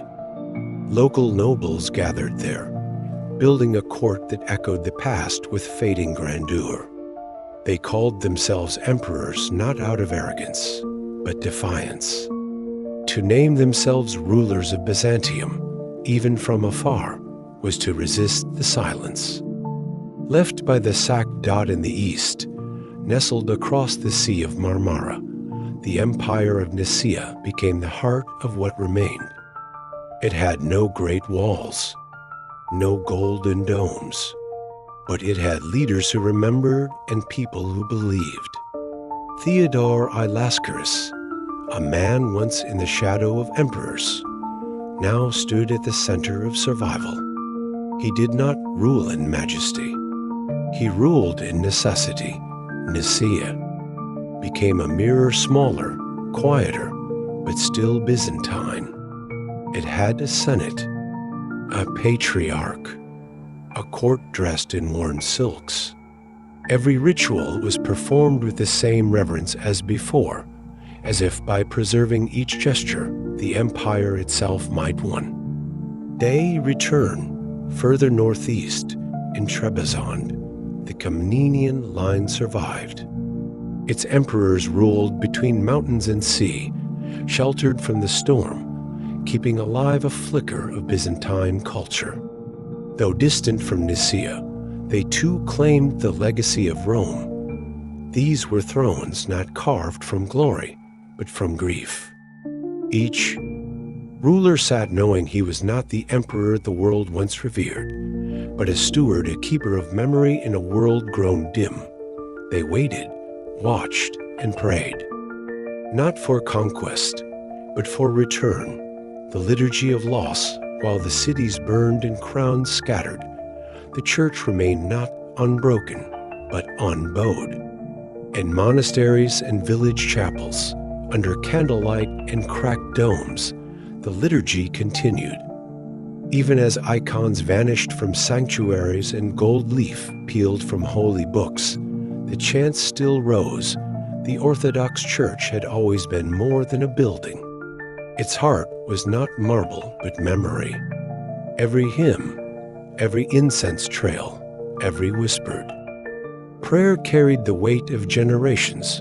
After the sack of Constantinople, the Latin Church imposed its rites upon the city.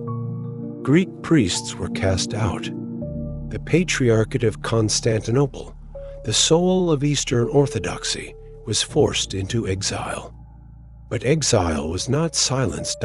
In Nicaea, the clergy gathered to elect a new patriarch, not in rebellion, but in reverence, to continue what had always been. Even without Hagia Sophia's dome, services were held in barns, caves, and courtyards. Priests wore vestments stitched from salvaged cloth. Monks sang psalms in candlelit crypts, the sound echoing off stone. It was not the splendor of old Byzantium, but it was sacred. And it endured. Icons once kissed by emperors and crowned with jewels were now painted on wood scraps, hidden beneath floorboards or smuggled through forests. Some were lost forever. Others were found in time, their colors faded, but their meaning unchanged. This period, though stripped of pageantry, brought the church closer to its people. It reminded the faithful that faith could survive anything, even the fall of an empire. The liturgy became an act of resistance. Each word spoken in Greek, each candle lit before a cross, each child baptized in the old rites was a declaration. Byzantium may be broken, but it is not gone. Hope in the ashes rebuilding was not a moment. It was a rhythm slow, painful, and filled with silence. In the years after the Fourth Crusade, the Byzantine world became a mosaic of grief stitched with hope. Cities in Asia Minor, once bustling with trade and art, became quiet fortresses. Their walls were patched with stones from fallen monasteries. Fields once tilled by empire-fed farmers now grew under local hands. The empire did not expand. It healed.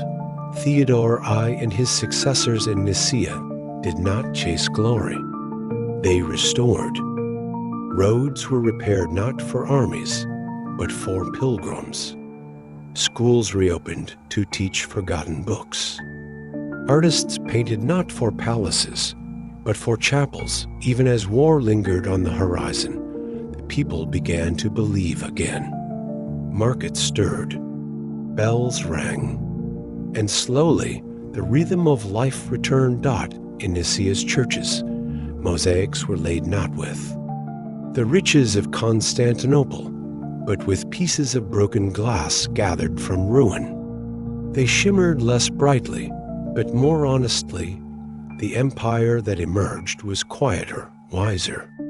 It no longer dreamed of Rome. It dreamed of wholeness. Children grew up knowing only exile, yet spoke of Constantinople as if they had seen it.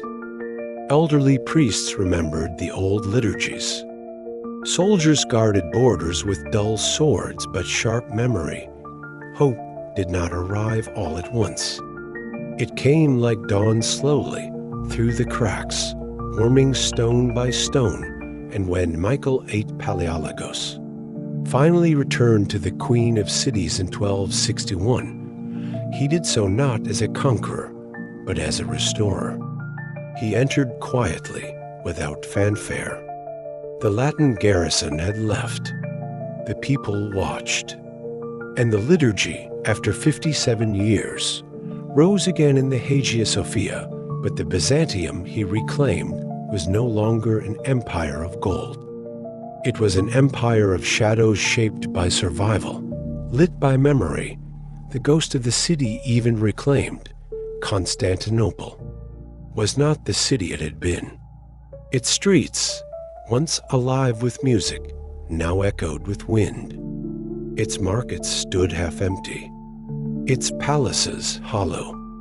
The Queen of Cities had waited for her children, but time had left her weary. The Latin occupation had changed her. Churches had been defiled. Libraries pillaged. Statues melted into coins. Gardens turned to weeds.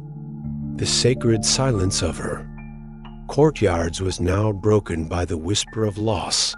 Michael VIII tried to restore what he could. He rebuilt walls, summoned scholars, reopened churches. But the heart of the city beat slower. Its people were fewer. Its gold mostly gone. The empire's return was not greeted with celebration, but with solemn resolve. They had come home, but to a home that no longer recognized them. Still, they cleaned the mosaics. They relit the lamps. They repaired what hands could reach. The Hagia Sophia, wounded but standing, welcomed its priests. For the first time in decades, Greek hymns rose again beneath its dome. Tears fell on stone. Candles flickered in trembling hands, but the city, once center of a continent, was now the border of a memory. Even as emperors ruled once more from its halls, they ruled a shadow of the past. The world had changed. New powers rose in the west. New threats loomed in the east. Byzantium had returned, but not as it was. Not as it could have been. Still it remained. Fragile, flickering, faithful, a city of ghosts. A city of grace, a place where every step was a remembrance, and every prayer a hope that light might return not to dazzle, but to endure. Chapter 15, The Pale Restoration. In the summer of 1261, under a sky washed in faint light, the Byzantine banner once again flew above the towers of Constantinople. After more than half a century in exile, the empire had come home. But the return was not triumphant. There were no roaring crowds, no golden parades. There was only quiet, the kind that hangs in the air after a storm. When the world feels tired, Michael VIII Palaiologos, once a general, now an emperor, walked through the gates not as a conqueror, but as a caretaker. His army had not fought for the city.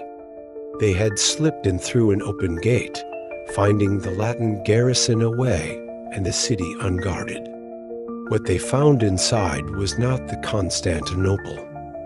Of memory, the queen of cities once clothed in gold and crowned by the sea now stood ragged, her robes tattered by years of neglect. Streets were broken. Homes were empty. Churches once filled with incense and chant now echoed with silence.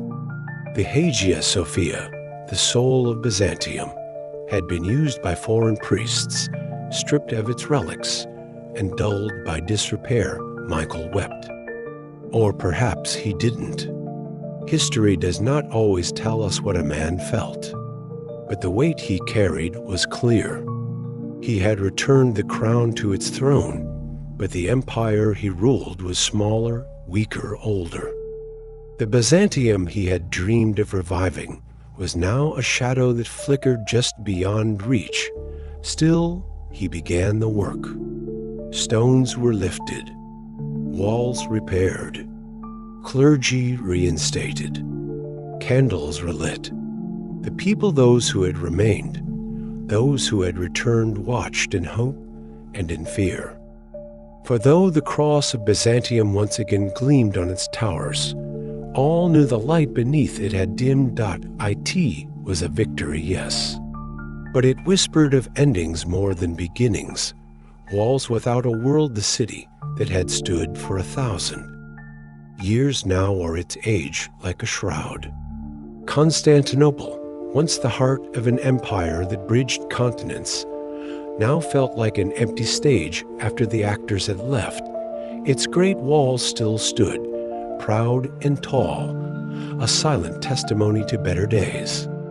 But within those walls, life was thin. The markets were quieter, the palaces emptier. The once crowded harbors where ships from Cairo and Venice and Antioch once jostled for space, now rocked gently in stillness the Latin occupation had drained. The city. Many treasures were lost, forever looted, broken, sold. The people who had fled in 1204 did not all return. Some had died. Others had found new homes. And those who remained looked on the restored empire with both reverence and hesitation. Could this pale reflection of Byzantium still hold the meaning it once did? Michael VIII tried to fill the silence. He invited craftsmen, monks, and merchants back into the city. He repaired churches, funded frescoes, and reopened libraries. But the city's soul, once fed by the rhythm of a world-spanning empire, could not be restored with stone alone. Beyond the walls, too, the world had changed. New powers loomed. The rising Ottoman beyliks in Anatolia, the assertive Latin states. To the west, the Mongol echoes still rumbling from the east. Byzantium, once a center, was now a borderland squeezed, watched, and slowly forgotten. The emperor knew this. He fortified defenses, courted allies, arranged marriages. But he also watched the treasury thin, the army weaken, and the roads decay.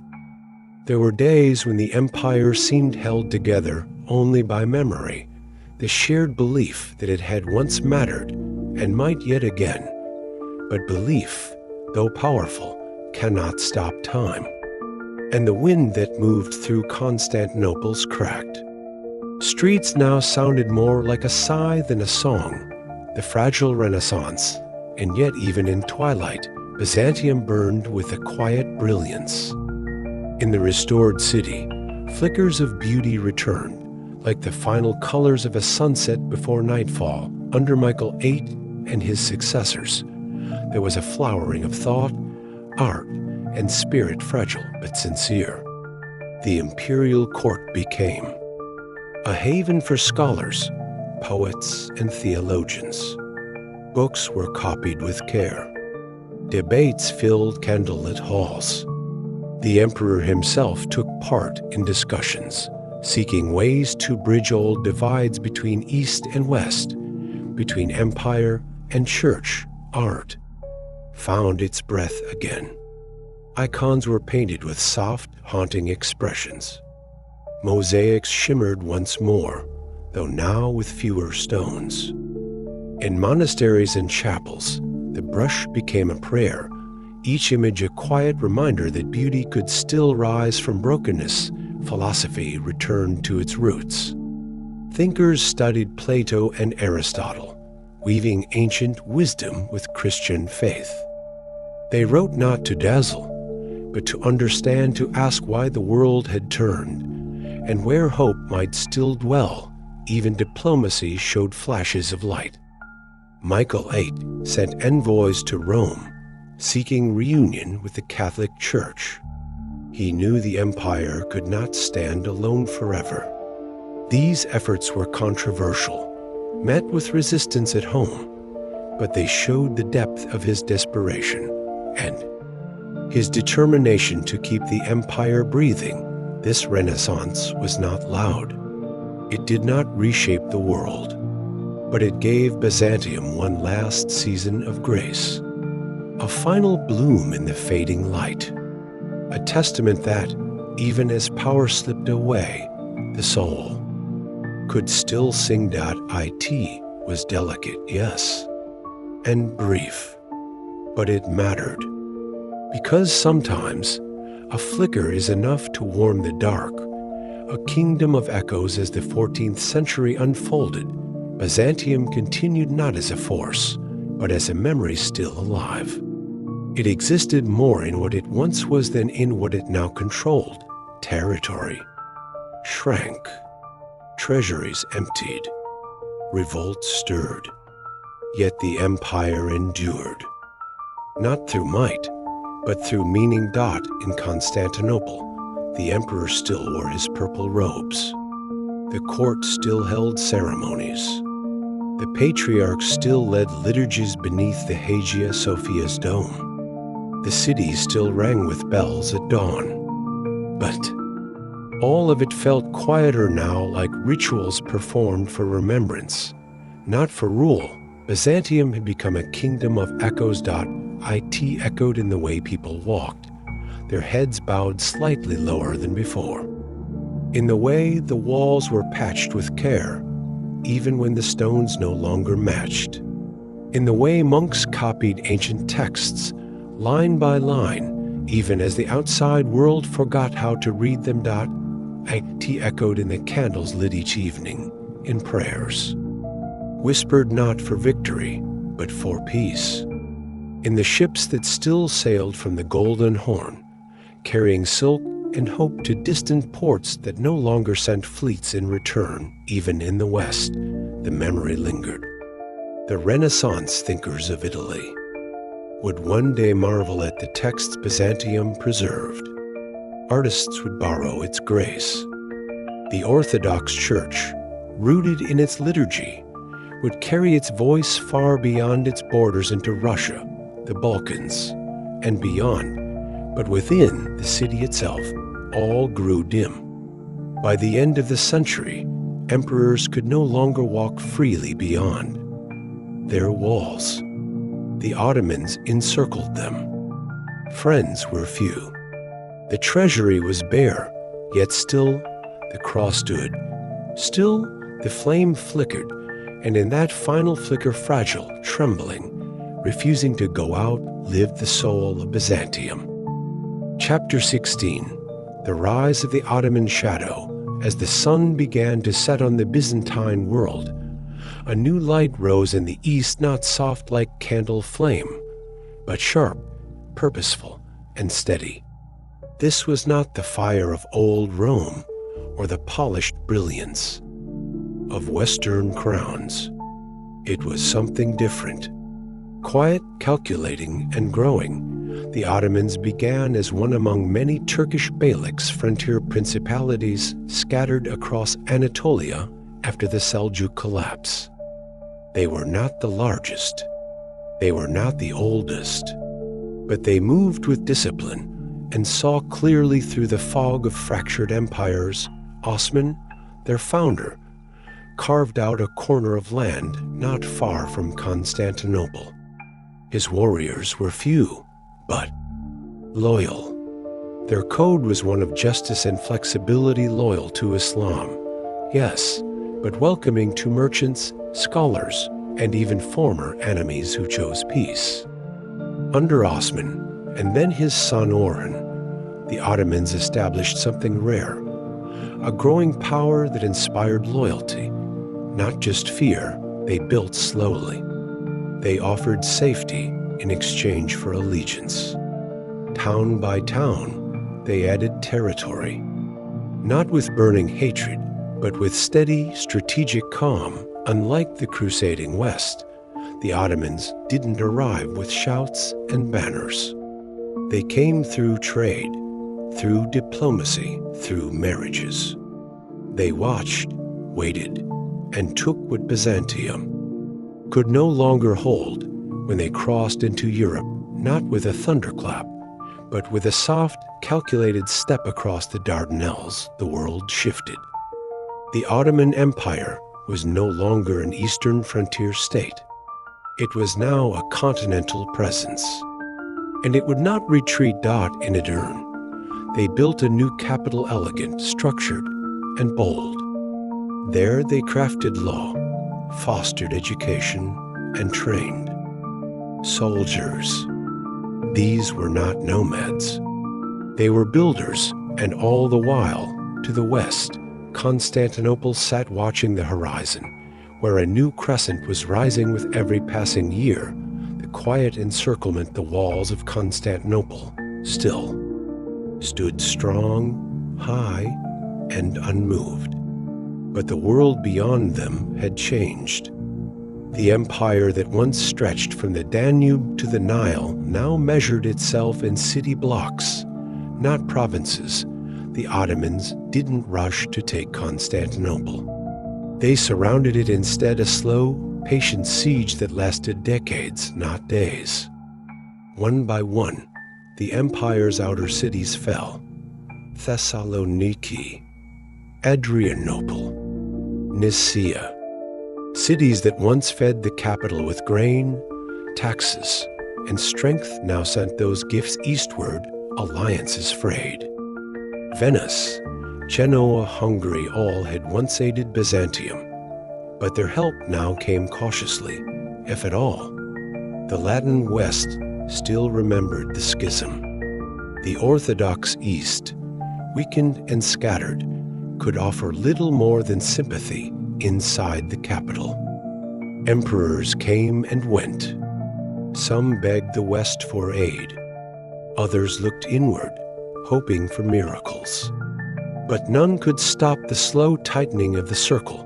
The Ottomans didn't need to break the walls. They only needed time. Each year, they grew stronger, their armies more disciplined, their cannons heavier, their leaders sharper, and each year, Byzantium shrank. Its army dwindled to guards and mercenaries. Its ships grew old. Its coin lost value. The roads leading out from the capital no longer carried soldiers. They carried silence.by the mid-15th century. Constantinople was alone. The sea to the south shimmered, but carried no fleets. The land to the north stretched empty, with no allies in sight. The city remained regal in posture, but its dignity now stood alone against an encroaching tide. The Ottomans didn't hate Byzantium. They admired it. But they saw clearly, and what they saw was a city living in the shadow of its own greatness. Waiting a prayer in the palace in the last days of the empire, the throne passed to Constantine Palaeologos. He was not the most powerful of emperors, but he may have been the most solemn. He ruled not a realm, but a memory, a city of monks, scholars, and tradesmen nestled behind ancient walls. His court was modest, his armies small, but his faith, and that of his people, remained deep. Constantine understood the moment. He knew the Ottomans were coming not as raiders, but as the inevitable. Yet he did not flee. He fortified what he could. He wrote to Europe, begging for aid. He walked the streets of his city with quiet resolve. In the palace, prayers became more frequent. The great halls once filled with banquets now echoed with liturgies. Icons were kissed, psalms sung, and still the emperor remained not in defiance, but in devotion. He did not cling to illusion. He faced the future not with fear, but with reverence. His people followed suit. Shopkeepers opened each morning. Children learned their letters. Fishermen cast nets into the Bosphorus. As if the world had not already turned, there were moments, late at night, when the palace was quiet and the sea still. In those moments, Constantine may have stood alone in the chapel, candles flickering beside him, whispering the ancient words, not for rescue, but for peace. He asked not to be saved, but to be worthy of the city, of its history, of the God in whose name it had risen. And in that quiet, surrounded by uncertainty, the last emperor prayed not as a ruler of men, but as a steward of memory. The calm before the end, as spring came in 1453, Constantinople still breathed, not with strength, but with rhythm, slow, steady, and unchanged. The people knew the storm was gathering, but life continued. It had to. Bakers still rose before dawn. Bread still warmed the courtyards. Bells rang from churches. Children chased pigeons across ancient squares, even as rumors whispered through alleyways of Ottoman troops assembling, of great cannons being dragged across valleys. The city moved in familiar steps. The markets, though thinner, bustled. Candles were sold. Spices traded. Farmers brought in their meager harvests. Monks copied scriptures. Artists painted icons not for glory, but for remembrance. The emperor held consuls. Walls were checked, gates reinforced. But all knew the truth. They were few, the enemy many. The city, though sacred, was tired. Still, they prepared not out of delusion, but dignity. They believed not in victory, but in meaning. That to defend the city, even in its final hour, was a kind of liturgy, an offering of self, of faith, of memory. As the Ottomans drew closer, a stillness settled. The sun set gently over the domes. The sea darkened into silence. And within the city walls, Constantinople waited not for rescue, but for its moment. There was no panic, only prayer, no riot, only ritual. And as the stars appeared one last time over the Queen of Cities, she stood beautiful still, though worn her streets calm, her soul ready. The storm would come, the walls would fall, but for that night Byzantium remained. Chapter 17. The Fall of the Queen of Cities. In the spring of 1453, the air around Constantinople turned heavy with foreboding. The fields outside the city, once green and quiet, now bristled with the encampments of an empire reborn. Sultan Mehmet II, just 21 years old, stood at the head of a mighty Ottoman army. His vision was clear: to seize the city that had defied centuries, to make the final breath of Rome his beginning. Each morning, the sun rose over golden domes, casting long shadows across the ancient sea walls. The defenders, Greeks, Genos, Venetians, and common folk watched from the ramparts, eyes narrowed, hands clasped in silent hope. Beneath the grand arches of Hagia Sophia, incense curled like smoke from a fading fire, and prayers floated upward not just for victory, but for mercy. Outside the walls, Mehmet's cannons waited. These were not mere tools of war.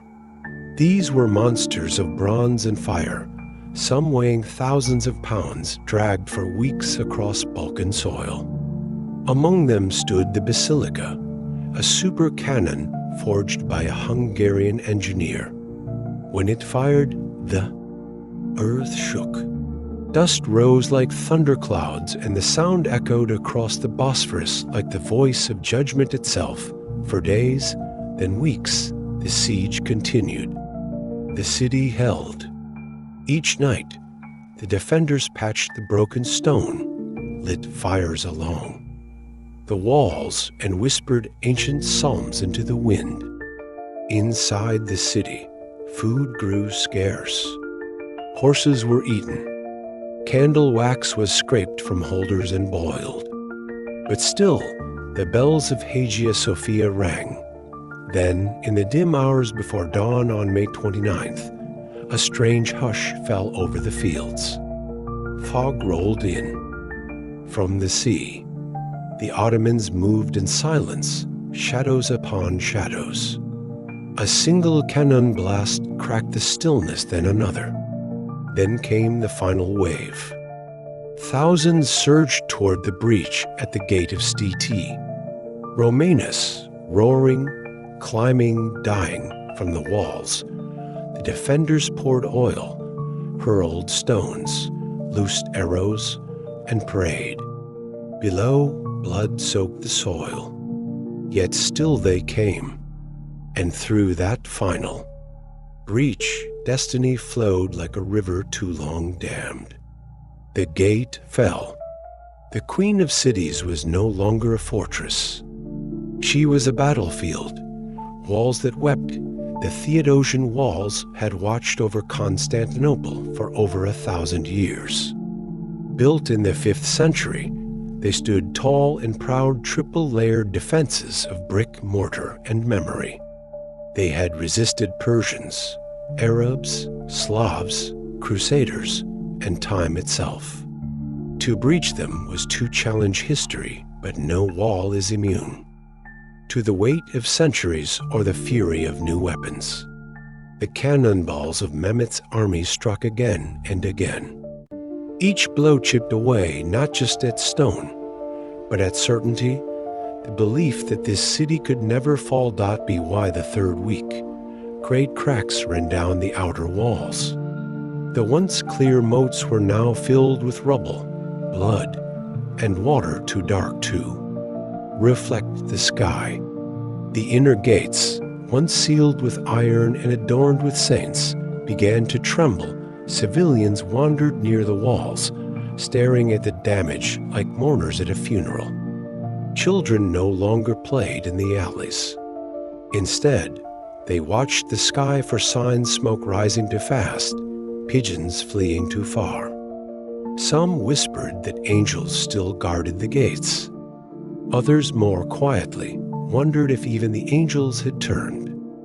Away on the 27th day of siege, a section of the wall finally gave way. The Basilica Canon had found its rhythm. Stone exploded in slow motion. Dust drifted like ash after fire. A priest who had once blessed that wall now wept beside it, cradling fallen bricks like relics. Still, men climbed the ruins. Archers positioned themselves in broken towers. The wounded refused to retreat. Even as parts of the wall crumbled, the spirit of the city refused to yield, but the truth could not be hidden. As dawn broke on the 29th, the defenders stood before breaches too wide to hold. The Theodosian walls that once sang with triumph now stood silent, wounded, and weeping. Their silence spoke of endings, not victories. The last emperor, Constantine Palaeologos, was not born to rule the world, but to witness its twilight. When he became emperor, the empire he inherited was a shadow, a thin line of cities clinging to old dreams. But he wore the crown not with delusion, but with quiet honor. In the final days, Constantine did not hide behind marble doors. He walked the walls each evening, speaking to soldiers, thanking them by name. He carried no royal banner, only a plain sword and a chain of prayer beads that had belonged to his mother. He refused all offers to flee. The ships at the harbor could have taken him to exile, to safety, to forgetfulness. But he remained. To abandon the city, he said, would be to abandon the soul of our people. On the eve of May 28th, he gathered his closest men, generals, priests, sailors, and merchants. Beneath the flickering lanterns of the Blacherney Palace, he spoke not of war, but of duty.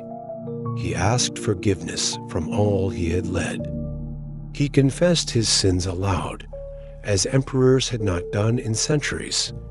Then he rode one final time. The streets were quiet, windows shut, lamps snuffed, and yet people emerged. They knelt as he passed, not for a ruler, but for a man who would not turn away. At dawn, Constantine took his place at the breach, not in gold, not in purple, but in the armor of a common soldier. No one saw him fall. Some say he was struck by a javelin. Others say he vanished into the crowd, sword raised, never to be seen again, but the legend was born. Constantine The last Roman emperor did not surrender, did not flee, did not kneel. He fought until the sky cracked open, until the crown sank beneath the dust. And with him, the ancient world ended when the dome went silent as the Ottomans surged through the streets. The bells of Hagia Sophia rang one last time. Inside, thousands had gathered, nobles, widows, monks, the old, the young. Candles lined the marble floors. The great dome shimmered in the half-light. Painted saints watching silently from above, priests offered final communion. Some cried. Some whispered hymns in broken voices. A woman clutched her infant close, not knowing what name he would carry, Roman or Ottoman. A boy stared at the great Christ Pantocrator on the dome, as if waiting for him to speak. Outside, the noise grew. Louder. The footsteps of soldiers, the clash of swords, the cracking of doors. And then silence. The doors of Hagia Sophia opened. The conquerors stepped inside. They did not speak. For a moment, even they seemed overwhelmed. The scent of myrrh still hung in the air. The light from stained windows cast soft colors across the floor. Mehmet too himself entered, young and solemn. He walked alone to the altar, removed his shoes, and laid his forehead to the ground. The church was not burned. It was transformed. From basilica to mosque, from Christian sanctuary to Islamic jewel, the dome that once echoed with Greek psalms now heard Arabic prayers. But the beauty, the silence, the memory, these did not leave. They changed. They endured, and so the city fell. But it did not vanish. It became something else, not Roman, not entirely Ottoman, but something in between. A city layered with time, stained with sorrow, crowned with memory. Constantinople did not die. She became Istanbul. But in every stone, in every whisper of the wind through the ruined walls, in every candle lit beneath the dome, she still remembers who she was. Chapter 18. The empire that never truly died. When Constantinople fell in 1453, the city crumbled, but its mind did not. Across the Aegean and Adriatic, ships slipped away in silence, carrying not gold or treasure, but something far older. Books, scrolls, manuscripts, and minds that remembered Byzantine scholars. Men who had studied Plato under candlelight and Aristotle in domed halls now arrived in the cities of the West. Florence, Venice, and Rome welcomed them. Some arrived as refugees. Others came as teachers, monks, or ambassadors. They brought with them a language nearly forgotten in the Latin world, Greek. And within it, the key to a long-locked world of ancient thought. The Renaissance had already begun in Italy, but it was about to deepen. Texts once lost of geometry, logic, ethics, medicine were now read again, not as faded relics, but as guides to understanding the human soul. From the notes of these Eastern minds came the renewed visions of men like Leonardo, Michelangelo, and Erasmus. They did not copy Byzantium. They listened to it. One man, John Argyropoulos, taught Greek in Florence. He was no warrior, no priest, just a scholar who had walked the burning streets of a lost empire. His lectures on Aristotle lit fires in the minds of young Italian students. Another, Cardinal Bessarion, brought entire libraries westward, preserving works that would have vanished in the ash. These men did not mourn Byzantium with words. They carried it forward with ideas. The gold mosaics were gone. The domes darkened. But in ink and thought, the empire whispered still, the liturgy continues, not all that was Byzantine faded into the past.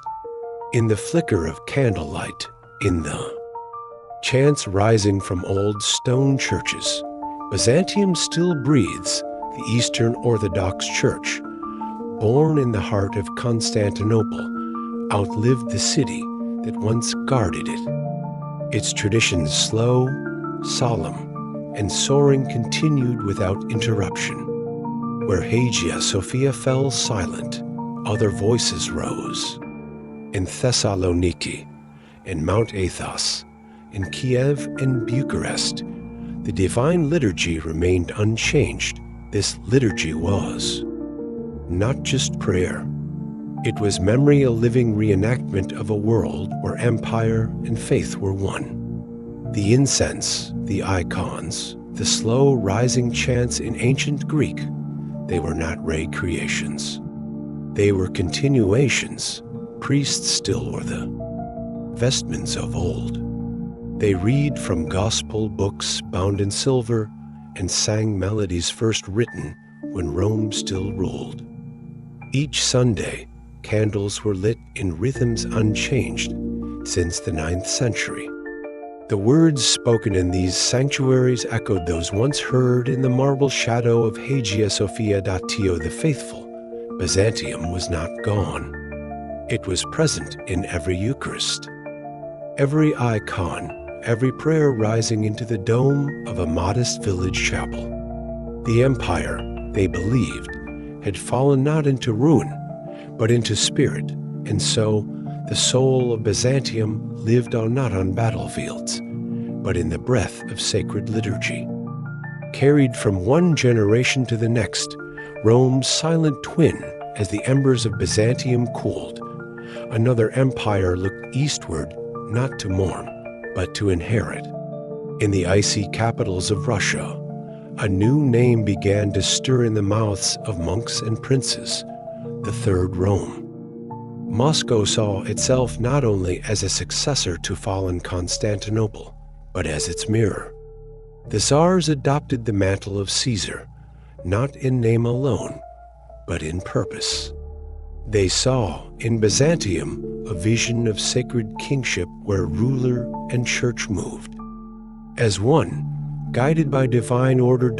In 1472, Ivan III of Russia married Sophia Paleologina, niece of the last Byzantine emperor. With her came not an army, but a legacy. The double-headed eagle of Byzantium became the symbol of Moscow. Russian palaces echoed Byzantine halls. The Orthodox Church of Russia took up the liturgy unchanged, guarding it with care, but it was not only Russia. The Balkans, Georgia, Armenia each carried pieces of the Byzantine puzzle. In art, in law, in the dream of a righteous Christian state, the spirit of the empire lingered, not as conquest. As foundation, Russia's cathedrals glowed with golden domes. Priests spoke in Old Church Slavonic, but the cadence echoed Constantinople. Icons were painted in the same sacred proportions. Laws were drawn from Justinian's codes. Even the idea of empire or ruler as protector of both state and soul was borrowed. Byzantium did not pass into legend. It migrated north, east, and into hearts that had never even seen the Bosphorus. The queen of cities had fallen, but her reflection now stood in snow, wrapped in fur, chanting in the voice of her silent twin, whispers in the marble, there are places in the world where the stones still remember. You can hear it if you walk slow, if you breathe deep, if you listen not with your ears, but with your heart. In Ravenna, in Venice, in Istanbul, the shape of Byzantium lingers in arch and shadow. Marble columns twisted like vines, mosaics. of gold catching soft sun, domes that hold silence like a sacred breath. In music, too, the whispers remain. The long drones of Orthodox chant deep, slow, layered are not performances. They are echoes, echoes of choirs once gathered under. Gray domes, singing not to entertain, but to lift souls. Rituals survive in gestures. A priest crossing himself 3 times. A congregation bowing with folded hands. A bride entering the church with a crown above her head. These are not old habits. They are memory-made movement. In Mount Athos, monks still walk ancient paths. There, days are marked by prayers, their nights by candlelight. They chant in Greek. They bake bread by hand. They live not as reenactors, but as guardians of a time still alive, and even in the ruins of Constantinople, the whispers persist. Tourists pass through broken gates. Pigeons circle the minarets. But beneath the stones, beneath the noise, the marble remembers, the echo of footsteps long gone. The hush of prayers never fully silenced. Byzantium, they say, ended in 1453. But that is only half the truth. The empire did not end. It transformed into song, into memory, into stone, and in these quiet places, in golden halls and candlelit chapels, the soul of Byzantium still walks. Chapter 19, Mirrors in Time. Byzantium was not born to conquer the world. It was built to outlast it. For over 1,000 years, the empire stood not as a monument of brute force, but as a living, breathing symbol of survival. While others rose and fell in fire, Byzantium learned to bend, shift, adapt to stay alive. From its earliest days, the empire learned that strength lay not just in swords, but in minds. When enemies came, Byzantium rarely met them head-on. It studied them, negotiated with them, absorbed them. Ambassadors were as crucial as generals. Treaties mattered as much as triumphs. This was not weakness, it was wisdom. The empire changed its language from Latin to Greek. It changed its borders, its alliances, its rulers. But it did not change its soul. It kept its heart beating through centuries of storms, because it knew how to listen to time. When disease swept the world, Byzantium reformed its cities. When enemies broke the walls, it rebuilt them stronger. When religions splintered, it crafted doctrine with care, building bridges where others built walls. This ability to shift without breaking to preserve its essence, while embracing change, became Byzantium's legacy. It stood as a model for civilizations that followed, showing that endurance is not always about holding tight. Sometimes it is about knowing when to let go. Be why surviving so long, Byzantium proved that the true measure of a people is not in the victories they claim, but in the wisdom with which they endure. The hidden parent of Europe, modern Europe, remembers. Rome with glory, but beneath the surface, it owes a quiet debt to Byzantium. The laws we follow, the states we build, the diplomacy we conduct, much of it was shaped not in marble halls of the West, but in the quieter corridors of Constantinople. The Byzantines did not invent law, but they preserved it. The Great Code of Justinian, compiled in the 6th century, became the foundation for much of European civil law. It was studied, copied, and quoted long after the empire fell. Even today, its fingerprints are found in courtrooms and constitutions. Byzantium also shaped the art of governance. Its emperors were not merely rulers, they were caretakers of a system that balanced power, tradition, and faith. Bureaucracies were refined. Taxes were collected with precision. Foreign relations were managed with letters, gifts, and strategic. Marriages laying the groundwork for what we now call diplomacy, and there was another legacy, a subtle one. Byzantium showed Europe that a state could be both sacred and structured, both flexible and firm. It offered a blueprint not for conquest, but for complexity. A place where multiple cultures could coexist, where old and new could share a table.it. Is easy to overlook Byzantium, for it did not shout its name across history. But its quiet brilliance shaped the very tools Europe would later use to govern itself. It was not Rome's shadow. It was Rome's evolution and Europe's hidden parent, symbols in our hands. You don't need to look far to find Byzantium. It's in the arches of our churches, in the way a candle flickers beside an icon, in the gold leaf that glints on a book's cover. The empire left its mark, not just in books, but in symbols, simple, powerful, enduring iconography, born in. The empire's deepest sanctuaries still stirs the soul. The face of a saint, painted with long, solemn lines and glowing eyes, is more than art. It's a doorway, a window into faith made visible.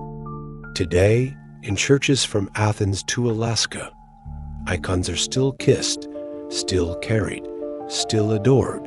Architecture, too, carries the empire's imprint.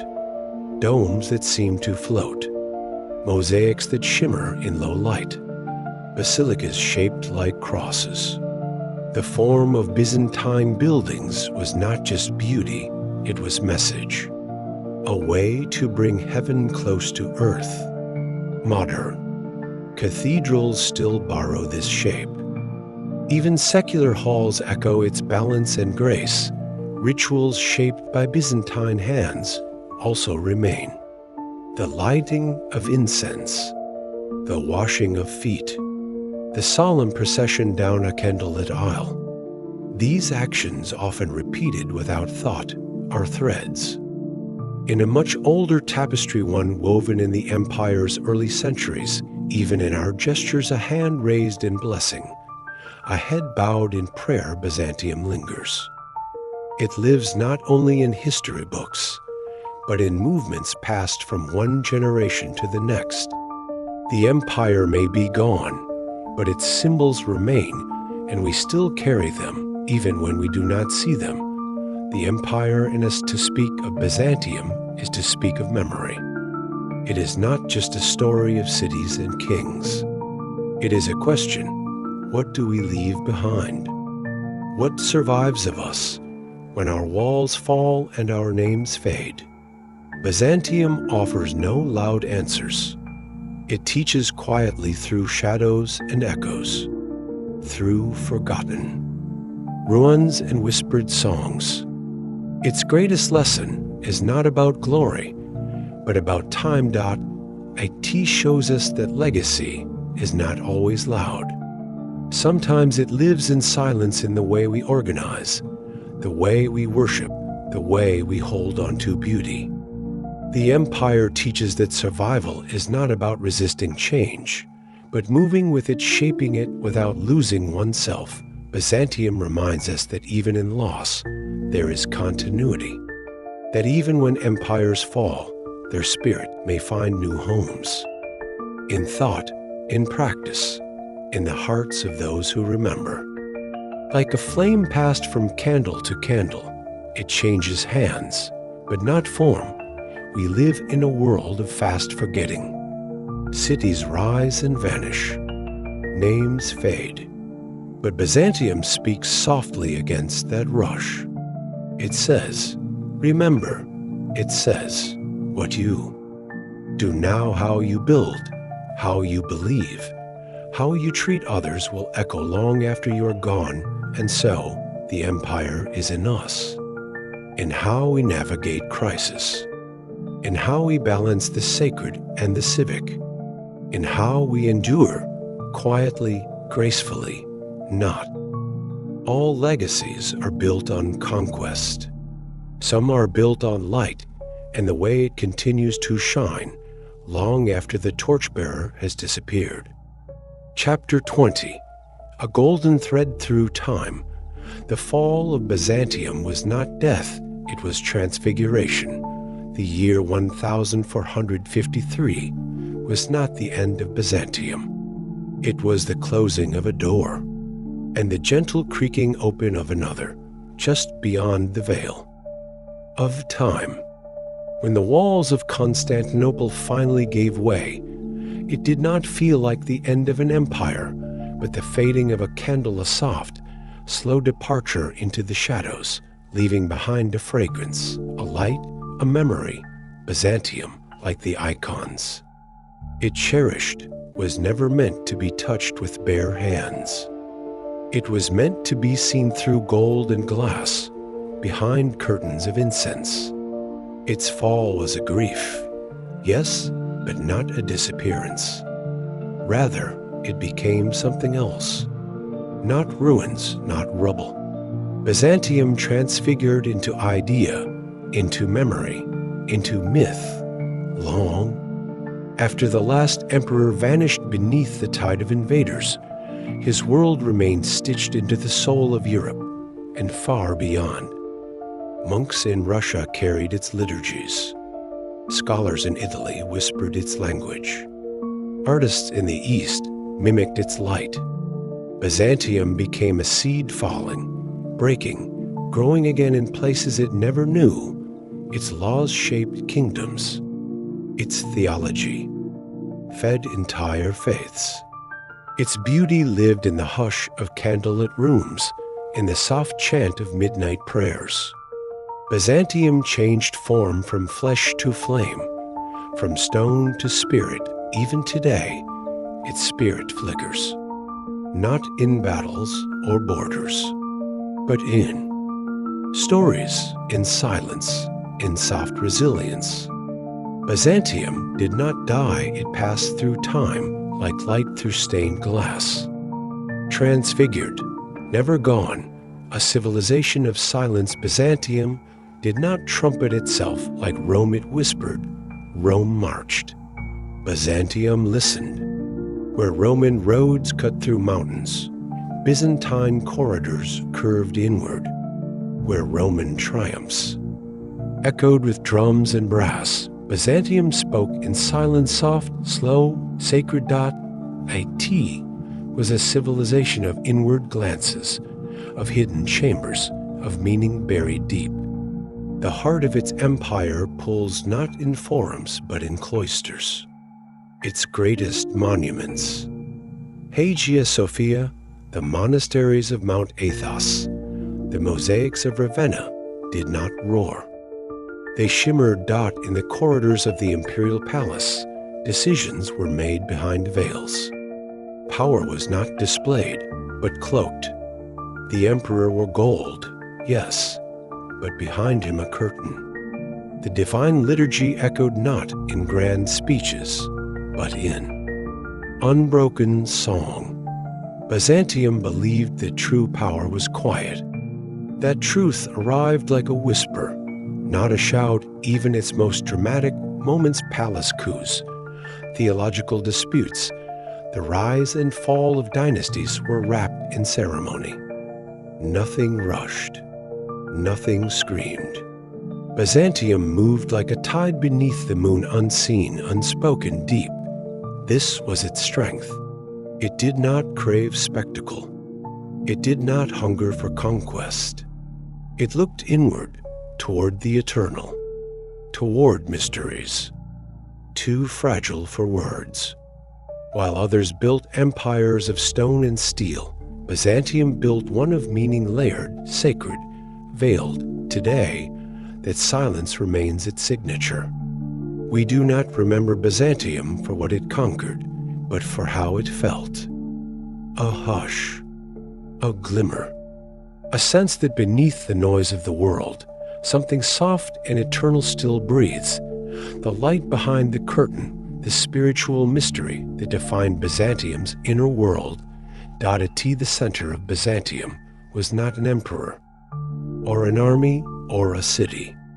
It was a mystery wrapped in gold, guarded by monks, sung by choirs, and glimpsed in the quiet flame of faith. In every basilica, in every icon, in every whispered prayer, Byzantium reached not outward, but upward, toward the divine. The empire was not just political, it was metaphysical. It did not merely govern, it contemplated. It dreamed of a kingdom not of this world. The church was not separate from the state, it was the heart of the state. Theology was not an academic pursuit. It was life itself. Debates about the nature of Christ were not footnotes. They shook cities, moved armies, changed centuries. Because for Byzantium, belief was reality, and reality was suffused with the unseen. This is why the icons mattered. Why candles flickered beside ancient paintings of saints with wide, unblinking eyes. They were not art. They were windows. Through them, Byzantines believed the light of heaven poured down into the dust of the world, the divine liturgy, a service of chant, incense, and sacred movement, was not just worship. It was a meeting between worlds. Every Sunday, in chapels across, the empire, time and eternity touched. Behind every throne stood a cross. Beneath every law, a prayer. The emperor reigned not as a man, but as God's chosen steward of the sacred. This light behind the curtain, the faith that pulls beneath the surface, was Byzantium's truest essence. When the palaces crumbled, when the armies faded, it was this inner radiance that survived, passed on not through soldiers, but through singers, not through steel, but through stories, not through conquest, but through quiet grace, a flame still burning in every heart that remembers it. Byzantium lives quietly, eternally, even now, long after the maps forgot it.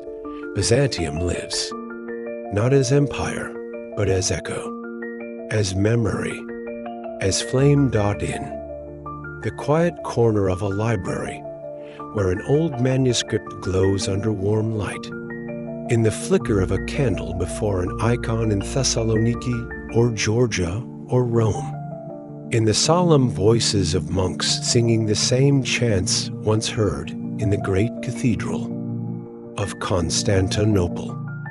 There is Byzantium. In the cracked gold leaf of a forgotten mosaic, in the shape of a cross worn down by centuries of kisses, in the tears of a priest reading an ancient text by firelight. There is Byzantium. It lives in the words of those who whisper its name with reverence, in the footsteps of pilgrims walking where emperors once knelt, in the stories passed down of courage, of vision, of faith unbroken. It lives in the Orthodox churches of today, in the art of the East, in the architecture of the West, in the very idea that beauty and holiness can live together not for glory, but for grace. Byzantium is not a ruin. It is not a ghost. It is a presence, a golden thread that winds quietly through the soul of humanity, binding past to present, earth to heaven, silence to song. Its fire may be small, but it has not gone out. It flickers gently, steadily in the stillness of hearts that remember, in the hush of voices that speak its name, in the soft golden light that shines across the centuries. Byzantium, not a fallen empire, but an eternal ember, a flame still burning,